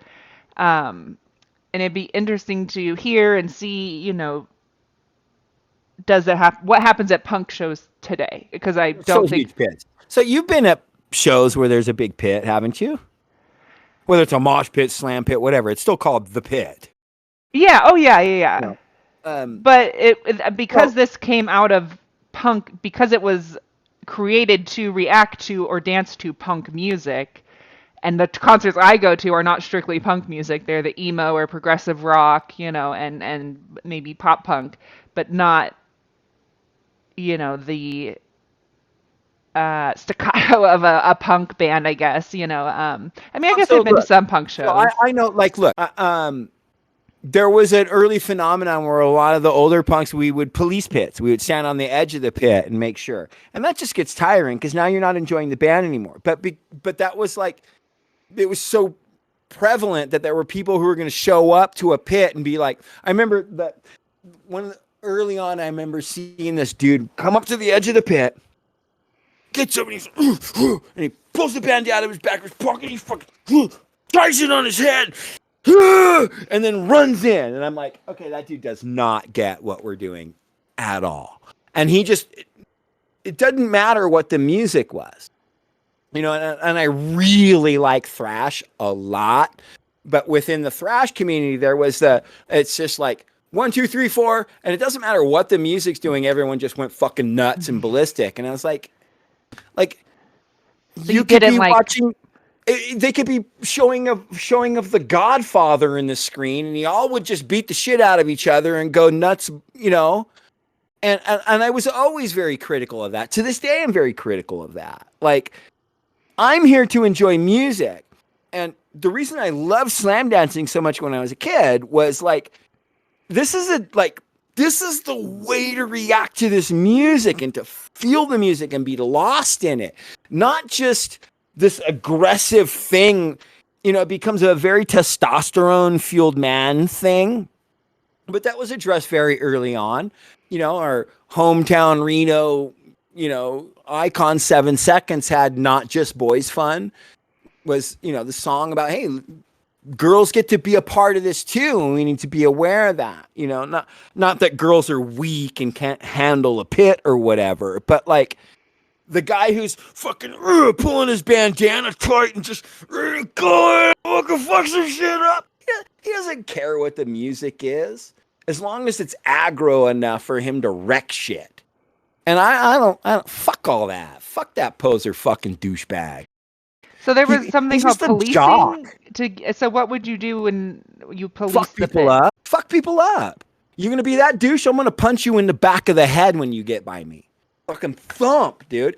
And trust me, older people would see that shit. Oh fuck, you'd make eye contact with people. Oh yeah, that guy. Yeah, that guy. And you fuck them up. Like really hurt them. Okay. Frank, you know, I can't imagine if I've seen that even, ever. But it's recently. not like that anymore. I mean, I'm not going to police a pit. Mm-hmm. You know, Wait, did you have bouncers back then, or the stage crew? No, that's who we would depend on. My generation don't understand what's going on in the pit, and we'd end up having to fucking fight douchebags in the pit and fight the dumbass fucking bouncer who doesn't get what's going on. Mm-hmm. You know. Now look, I don't go in. I've been at a show with you where I went into a pit, and it was we went and saw the Dictators, DOA, and Screaming Bloody Marys at Slim's.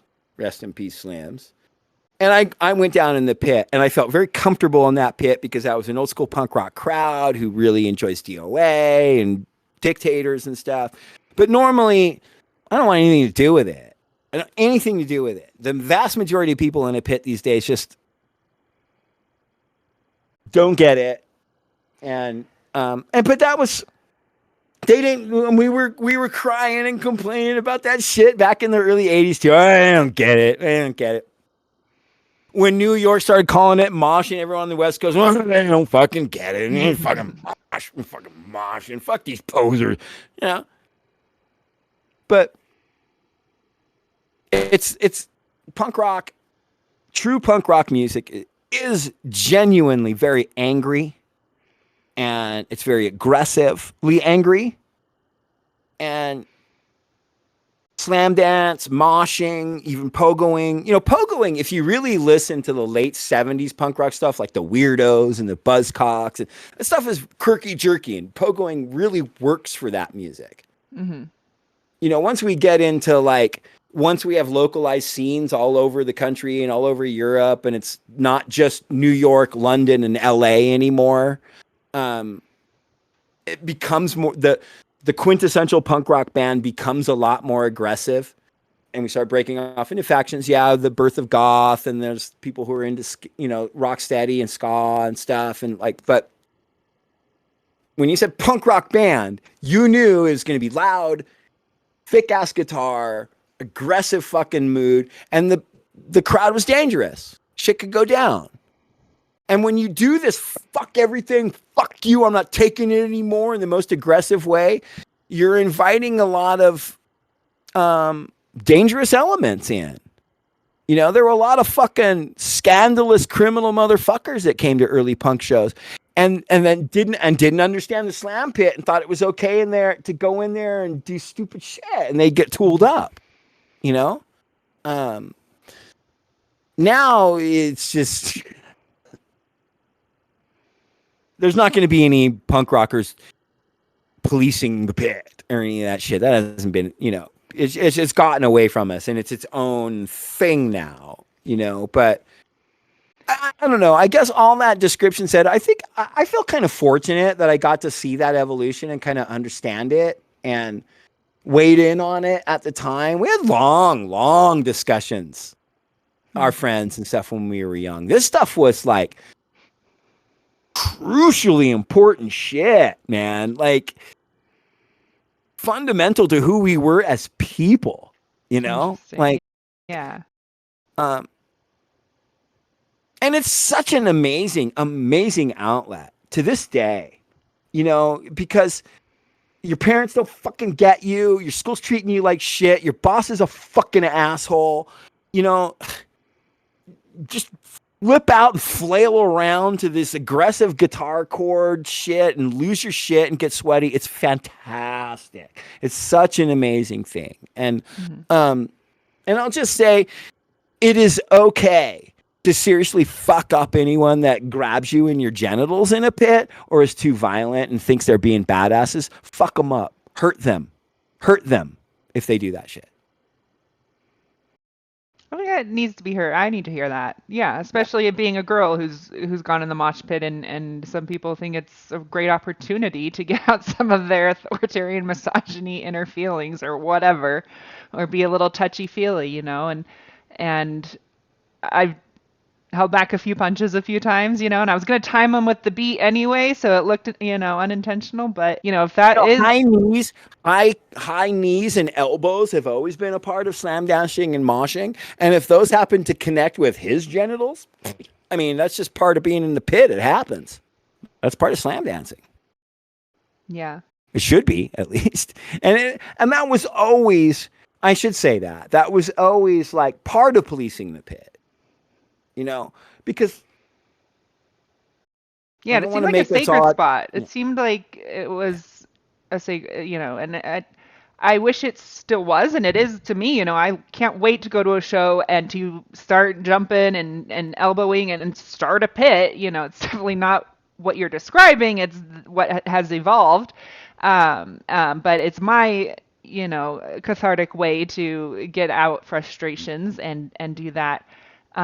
But we've talked about this, this day and age, when you go to a show where there might be moshing, you still, even if you like the same band, you can't assume the person next to you is a friend.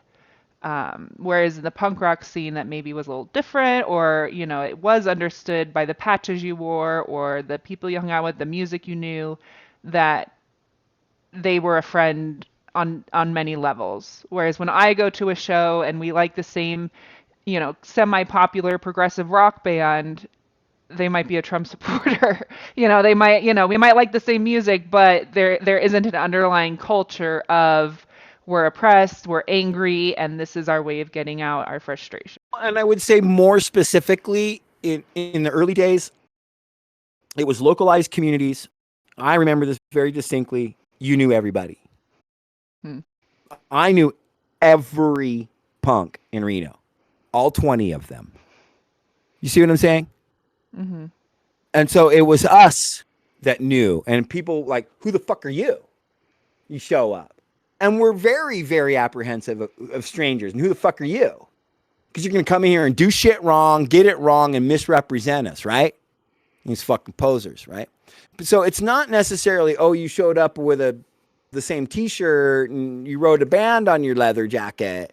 Really, that's the beginning point of, really, you wrote that band on your leather jacket? Tell me about all their records. And we would do this shit straight up. Tell me about all their records. Let me know about which song you like best. Because it's not about, oh, you better be good enough. It's like we are so misunderstood by our community. We are so utterly fucking like demonized by the broader fucking community. If you're going to be a part of our thing, we need to know that you actually really give a shit about it like we do. Like, I wasn't into punk rock to make friends. You lost friends. People hated you for being a punk rock. I was into punk rock music because, holy crap, there's this thing that actually expresses what I feel. This is real. I am into this. I love this. I will do anything to get more of it. And being able to meet another person that feels that same way and be able to bond like that, there's nothing to replace that. But then to have some other douchebag come, oh yeah, I get it. I'm all about your thing, bro. Fucking yeah, dude. Like, get the fuck away from me, you piece of shit. You're just everything I hate trying to get into this little thing, punk rock, that we have. It's ours. It's ours. And it properly fucking hates all the right shit for the right fucking reasons, man. Mm-hmm. And most people don't get it. Fuck these hippies who think they fucking gonna love everything into working right. And fuck all these institutions, and right? And don't come in here and get it wrong. And because, well, now there's no preserving that anymore, right? There's a lot of people who will argue that once it moved beyond CBGBs, it was over, right? Like, and there's some legitimacy to those arguments. But slam dancing it encapsulates all of that. That was our thing that we expressed. And we love that it scared people. It scared the shit out of people when they saw it. They're terrified of it. Like, good. You know?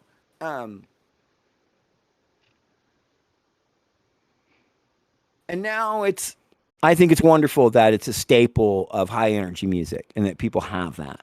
I would just hope if you're watching this that you take away from it that it's okay still to police the pit. Look, man, all bets are off in that pit. And that's a thing you should also remember if you've never been in a pit, especially at big, huge like rock festivals and shit where there's like 200 people going in that fucking circle. There's a lot of nasty, fucked up people in that circle. And you can get together with your other comrades and your other friends and put a stop to their bullshit. Because if you don't, no one else is. I like it. There we go. I think that pretty much covers slam dancing. For now. At least from our perspective, at least from my understanding of it. If you see it differently, leave a comment, then delete it and go fuck yourself. Why don't we play some live punk rock music and then come back and plug some awesome content that we have uploaded to our channel? What do you think? Sounds good. Okay, cool. Hey, enjoy your beers. There's beers here for your enjoyment. What's the next song? I don't know. I kind of forgot after that fourth stroke, Rick. I just don't remember anymore. No, after No Way. No Way is sure. Amoeba! Oh my God, it's the sing-along song of the fucking punk rock. That was a trick question, by the way.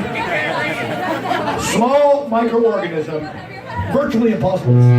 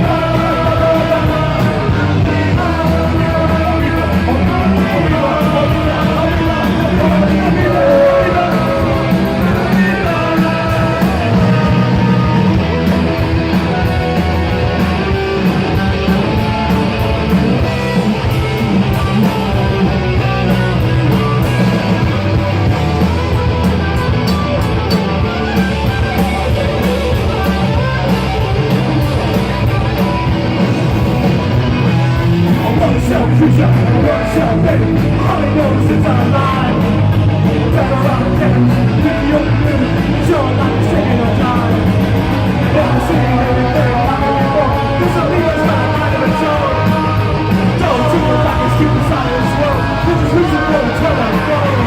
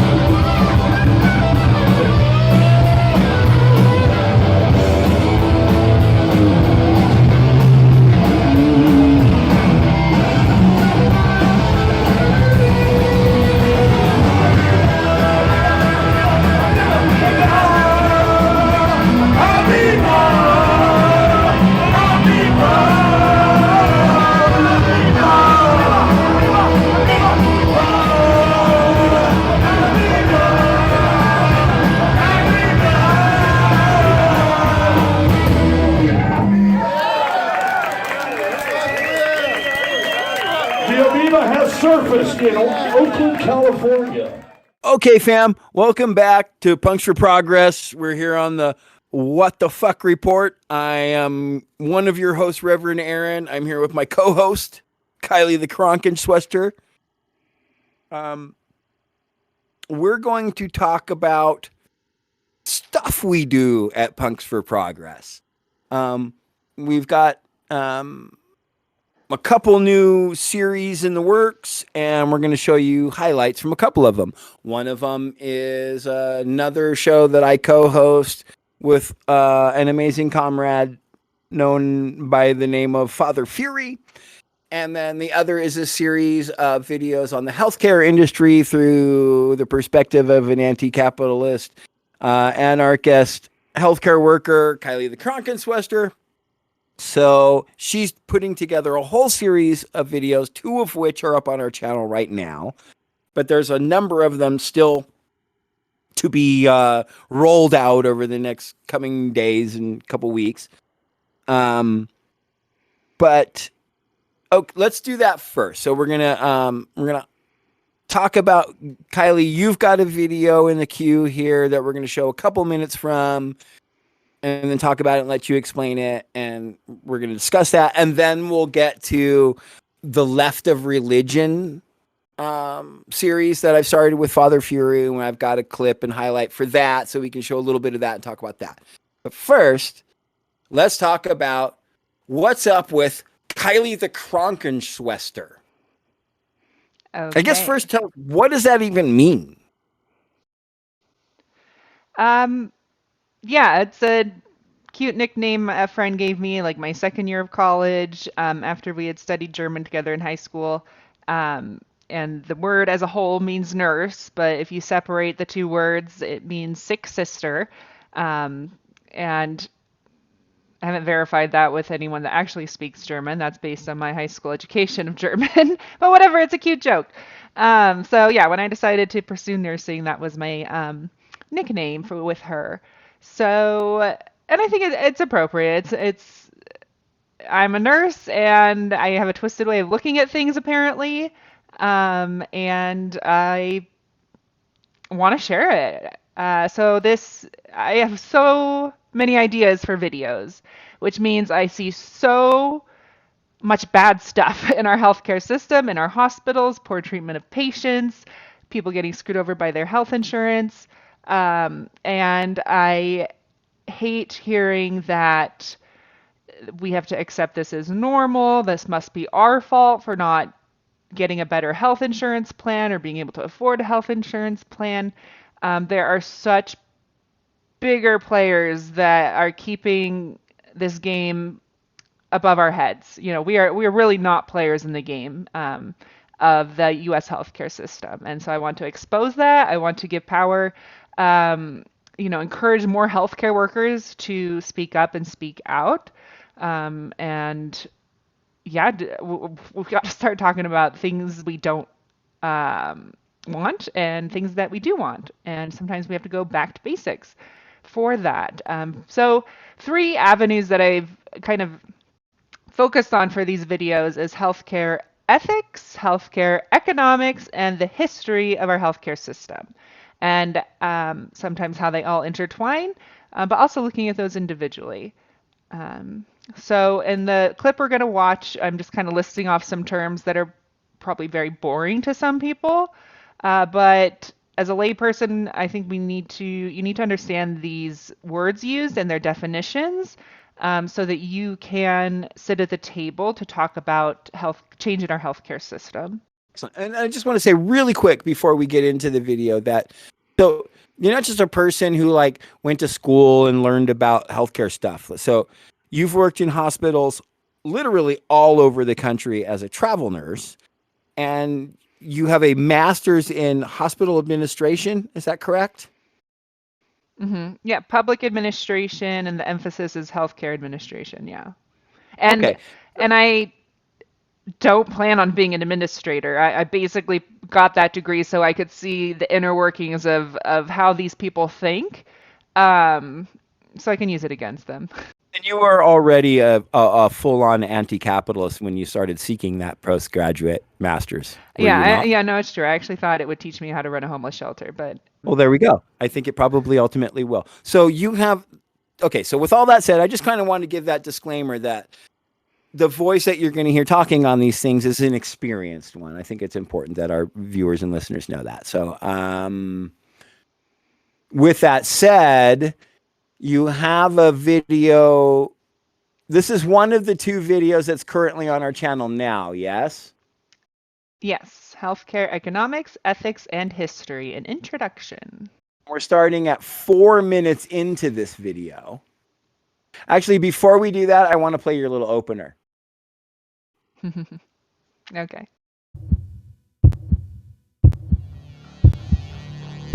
I want to be a healthcare worker who can talk about healthcare.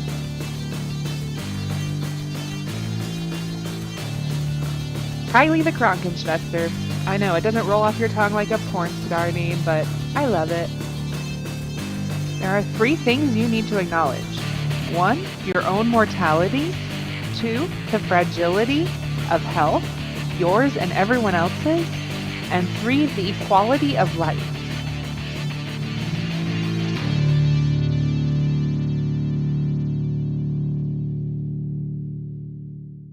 Okay.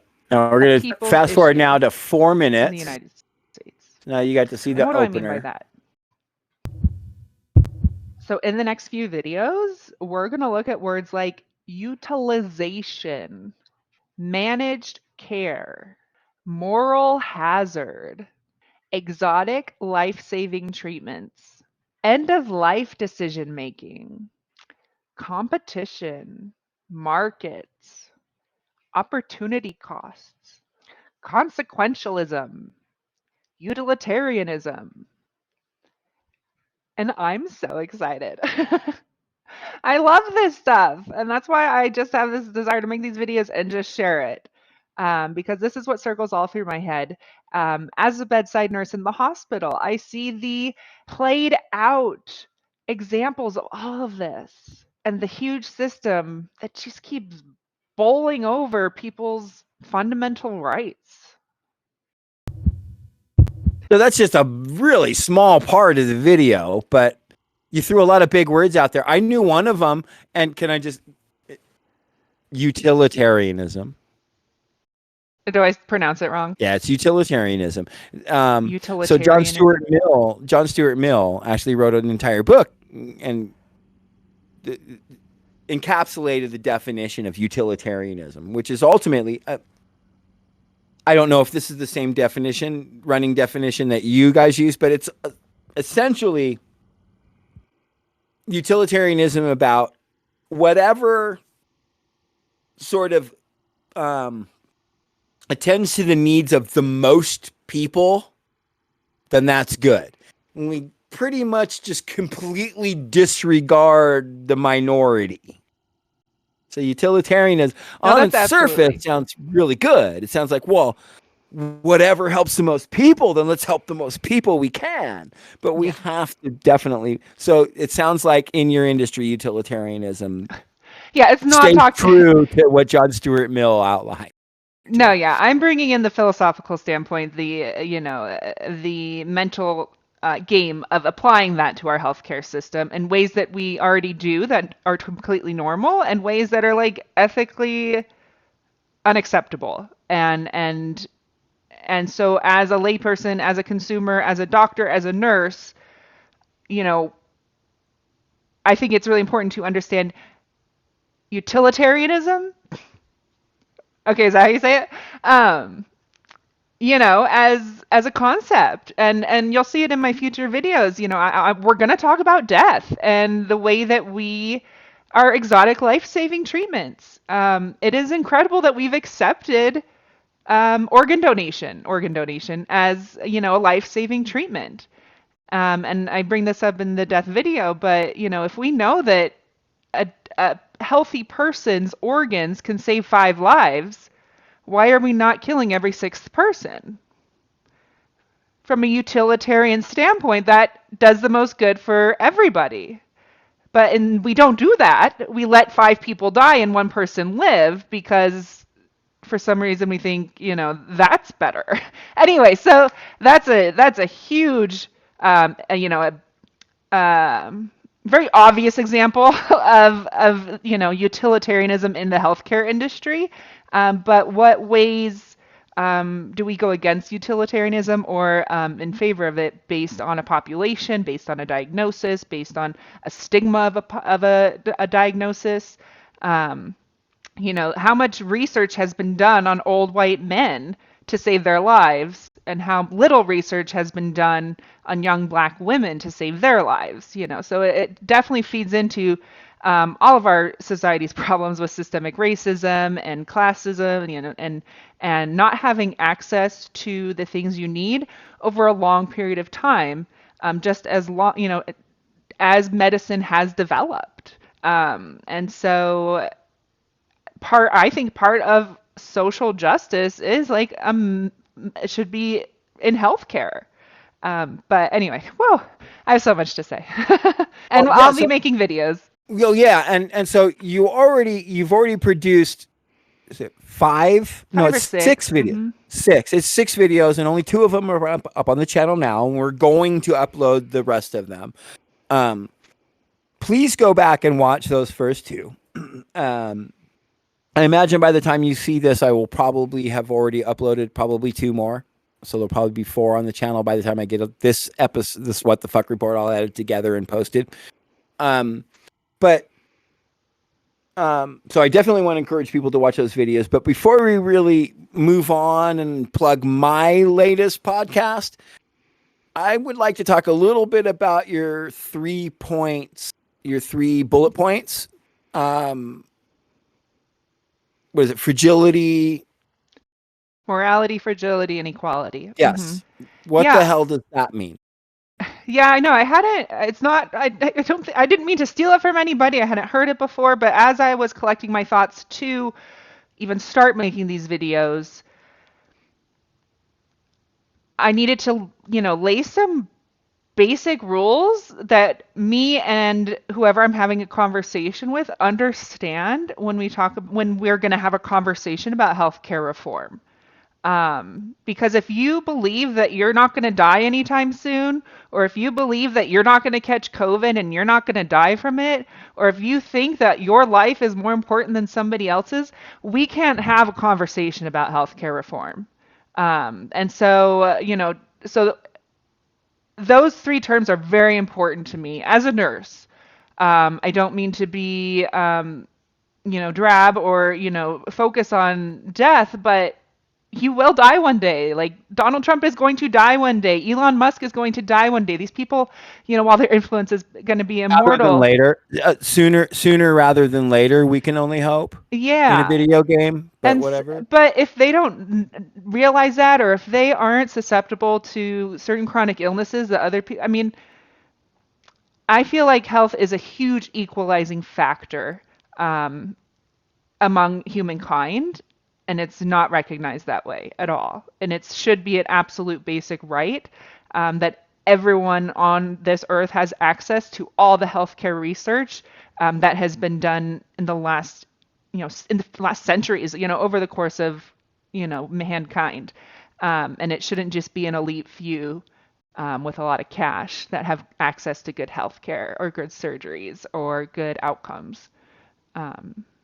So anyway, so those are so those are 3 points that are very important to me, that personal things that I've developed when again laying the groundwork for having a conversation about changing the healthcare system, and really it spills over into any social justice cause. Fantastic. And thank you so much for taking the time to put these together. And also, there is a full playlist people should look into, the Kylie the Krankenschwester playlist, where she did a fantastic in-depth deep dive into various states' laws in relation to abortion. It was little over a year ago, so some of the stuff may not be as accurate, but for the most part. But really, what's important is seeing the tone of what's going on in these state houses. It's really alarming. But anyway, thank you so much for putting all this stuff together, Kylie. So maybe now we can move on to a video that I did. Okay, we can talk about you, sure. God. So I started a series with a very, very amazingly cool comrade named Father Fury. Oops. I think I got it from here. And we're calling it Left of Religion. And the premise of it is we are going to pick a different religion or philosophy or cult or whatever, and kind of do a surface level deep dive, like really kind of get the basics of its history and its foundations and the core tenets of the belief, and discuss it really through the lens of a couple anti-capitalist revolutionary leftists, but also through the lens of trying to understand what is it in the human condition that led to this manifestation, right? A real material analysis of humanity's indulgence of these religious ideas and stuff. And just so people know, Father Fury is an actual ordained minister. He's an Episcopal priest. He's literally Father Fury, but he's also a proper revolutionary anarchist who has, let's see, what is it? He's a master's PhD in, religious studies and, I forget, but he has his doctorate in like comparative religions or some, I'm so sorry, Father Fury, that I got it wrong. I usually know that right off the tip of my tongue, but, and so in each episode, like I said, we pick a specific religion and we discuss the basic history and tenets of it. And then we do what we're calling the evangelical debunk, where we're just going to pick a random segment from evangelicals and talk about why it's alarmingly, terrifyingly hilarious nonsense. But this clip, the one episode we have out now, our deep dive into the religion we chose Sikhism. And this is a moment in the video where we sort of discuss a later manifestation in the development of Sikhism, where they become sort of militantly defensive, and we find similarities with leftism in it. But anyway, this is from the first episode, now streaming on Tugs for Progress, of Left of Religion, introductory episode, season 1, episode 1. This is 1 hour and 50 seconds into the video. So here we go. People that aren't able to find employment because of who they are and because of what they look like. And this all plays an integral role, not just within these circles, but also because our faith, whether we have we maybe believe in a higher power, or we don't believe in any type of supernatural being or entity out there at all, it is still a theology. And I think that it's all interconnected, and to learn about these things and discuss these things to see where, we think that these leaders and these people that founded this may have gotten some things right, or where they may have gotten some things wrong. It helps us to be better informed and better equipped to counteract some of the oppression and bullshit that goes on within our world around us, especially through the capitalist lens that we find ourselves in. So let's see. There's really only 2 pages left, and then they get into some like the actual authors, like this long anecdotal story that I'm not going to read. So the next section is the development of Sikhism, right? So we've got a little, now we've kind of got a little bit of the early history. We learned about Nanak and the kind of basic, very basic tenets of the religion.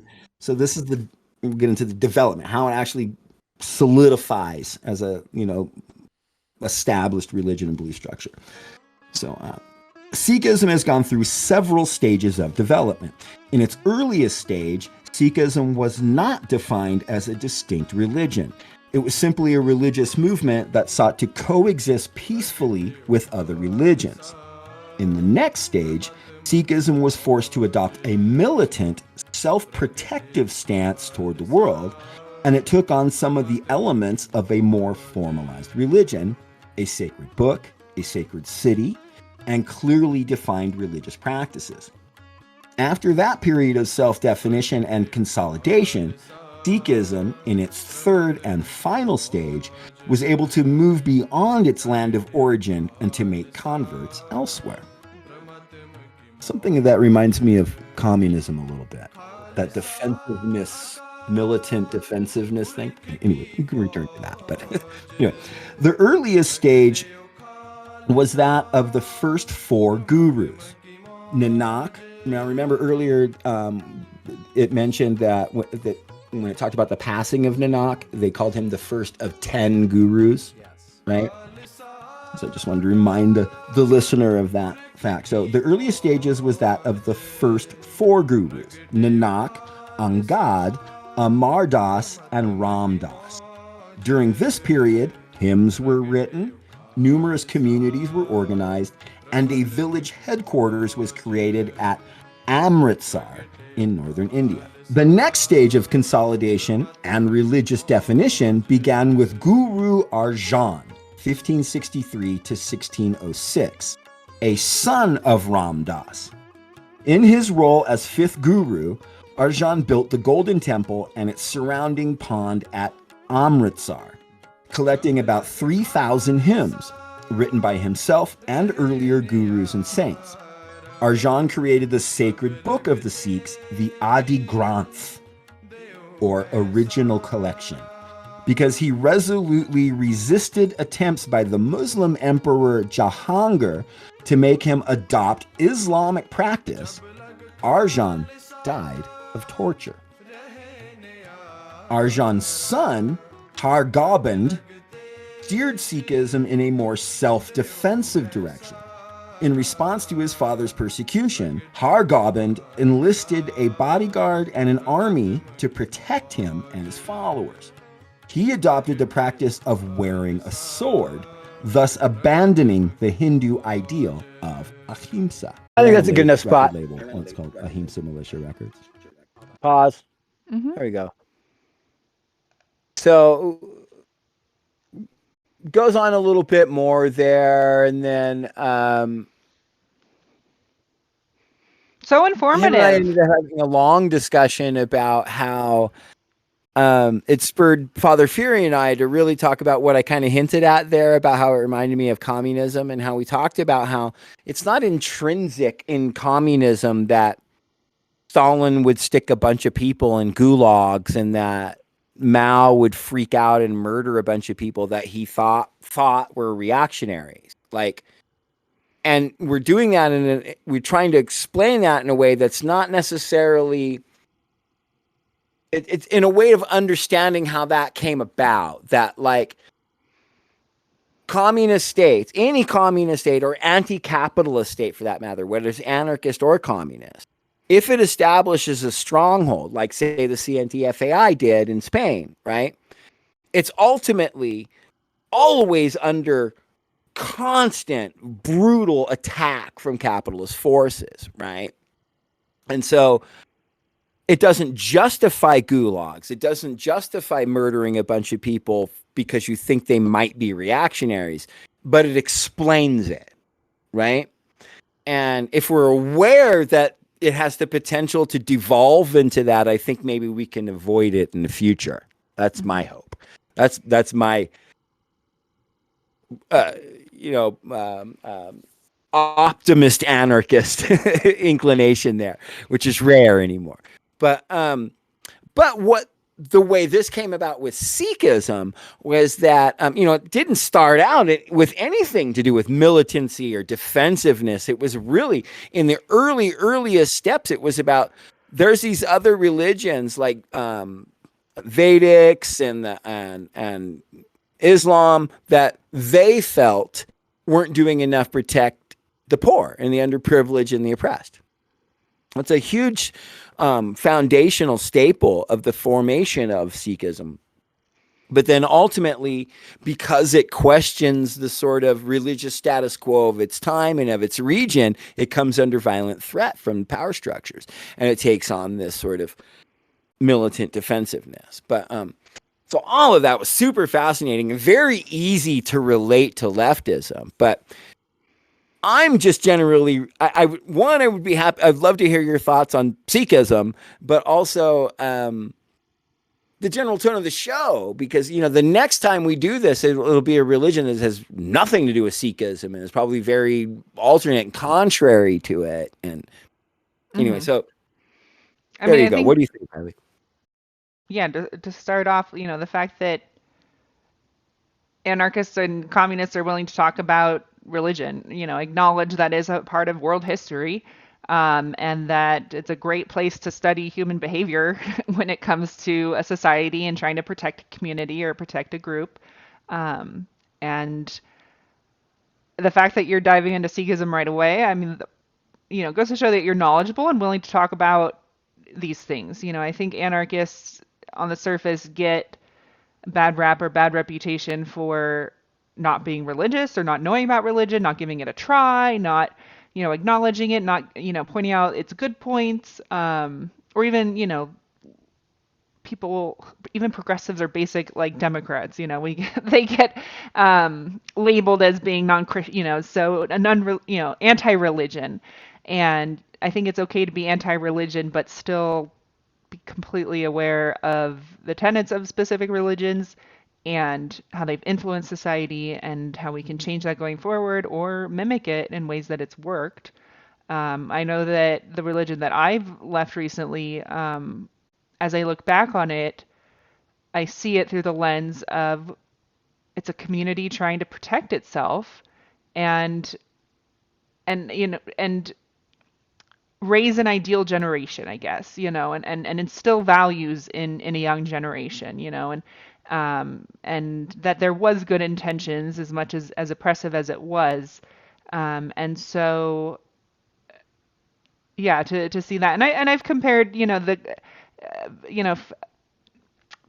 people who have poor things to say about the Communist Party in China, or they grew up in lands outside of China, but were still had exposure to the Communist Party. Specifically in the Philippines, I think it was the person I was talking to. They say, "Oh, the Communist Party, they'd come after school and they'd invite you to activities and they'd promise you candy if you came to their events, and it was just so coercive, And I'm like, that's what religions do too, It's really just to, how do you get people in the door, but also, to build up a community. And so, I think you guys have a great perspective on it, and I think you're going to open up a lot of minds and doors that way.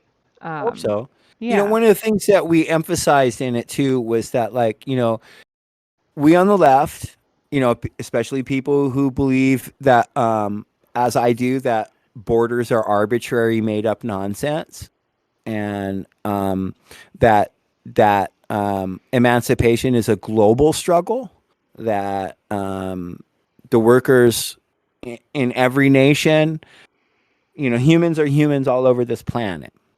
And if we're going to support radical inclusion of refugees and immigrants, I think the way to do that is to understand where they're coming from. Like, we as leftists, I think it's commonly accepted on the real left, like anti-capitalist, revolutionary leftists, communists, anarchists, real socialists, and maybe even progressives to a lesser extent. But we're not expecting immigrants and refugees to come here and then just all of a sudden adopt all of our traditions. Like, we want to, we're open and excited about embracing their diverse and these new things that they're going to bring to us. So like I said, we emphasize in the video, like, I think the best way to do that would be to understand the religious structures that underpin the culture and society that they come from. That's not to say that they're all stringent adherents to this religion or that religion, but their worldview is informed by the predominant religion of their region. Mm-hmm. And we talked about, like, on the West, even atheists who grew up in America, atheists in America are atheists who rejected Christianity. There's no getting around that. I don't think any atheist would have any trouble with that. Like, but Christianity, no, we're not a Christian nation. There's nothing in our Constitution that's Christian. It is an Enlightenment document through and through. This is a document that is rooted in John Locke and Jean-Jacques Rousseau, Voltaire, the ideas of the Enlightenment. But that doesn't, we can't ignore the fact that many of the people that first immigrated here were Puritans and Christians and had this Christian ideology. So the predominant religious values in the West, and especially in America, is Christian. When you think of Christianity, we're first informed by a Christian one form of Christianity or another, one subsect or denomination of Christianity or another, or the ultimate rejection of that Christian ideology or another. Whereas people in the northern region of India or the eastern region of Pakistan, where Sikhism grows out of, Sikhism is rejecting the basic tenets of Islam and the Vedics and finding their own understanding and their own reality. And just understanding that history. And again, and we also talk about how, and I promise I'm going to wrap it up and we can get out of here, but if we can, I think we fundamentally understand on a very basic level here in America that people have all kinds of different devotions and participation in their varied degrees of Christian denominations. Like people who are all in all the way with Catholicism or evangelicalism or baptism or whatever it is. And there's people that are only kind of involved. And then there's people who aren't involved at all, but call themselves that. Well, that's the same for Sikhism and Buddhism and all these other religions throughout the world. But if we can understand a little bit, at least a little bit, about what kind of informs the regional worldview that they came out of, well, we can be enriched by it. We can better understand that person. We can truly create a positively diverse community. We got to understand things that we don't understand here in the West. Mm-hmm. And I hope that this series that we're starting, Left of Religion, contributes to that. And it's a little bit of a finding common threads throughout these histories. When in the segment you shared that they wanted to protect the poor. And that completely that mirrors back to our first part about the Second Amendment. Like, let's arm the trans, let's arm the Black people, and realize that our culture at the time did not do that, and so a rejection of that, happened over there too. And I think that the basic humanity boils down to like some basic things that are definitely tenets of anarchism, and so there can be a lot of common ground found when we boil things down to intentions, and look at things that have happened in the past, throughout cultures and histories, different parts of the world, and realize people aren't that different all over. Word. No, I'm super excited about it. And you know what? Eventually we're going to get around to discussing Mormonism, and maybe we'll have Kylie Krankenschwester come on and add her 2 cents to that one and bring the homework on that one. So I guess I'll just tell the viewers. So what we do is Father Fury and I are going to take turns picking the religion and then doing the homework. So I chose Sikhism and, grabbed this textbook and did my homework to present Sikhism.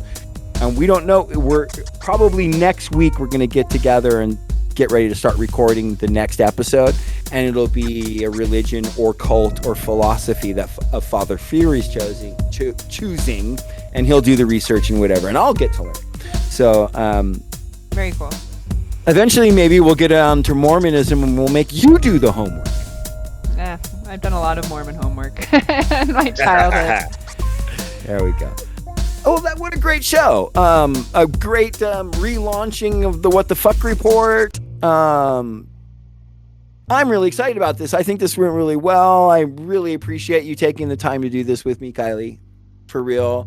And taking the time to make those cool videos about healthcare that, they aren't sexy, violence, romantic, they're not Antifa beats up the Proud Boys videos, and they don't always, they tend to not get the most views on our channel, and it's just really unfortunate because they're really among the most informative videos on our channel. I appreciate that. So thank you so much for taking the time to do that and share that with people, and I really hope people see them more.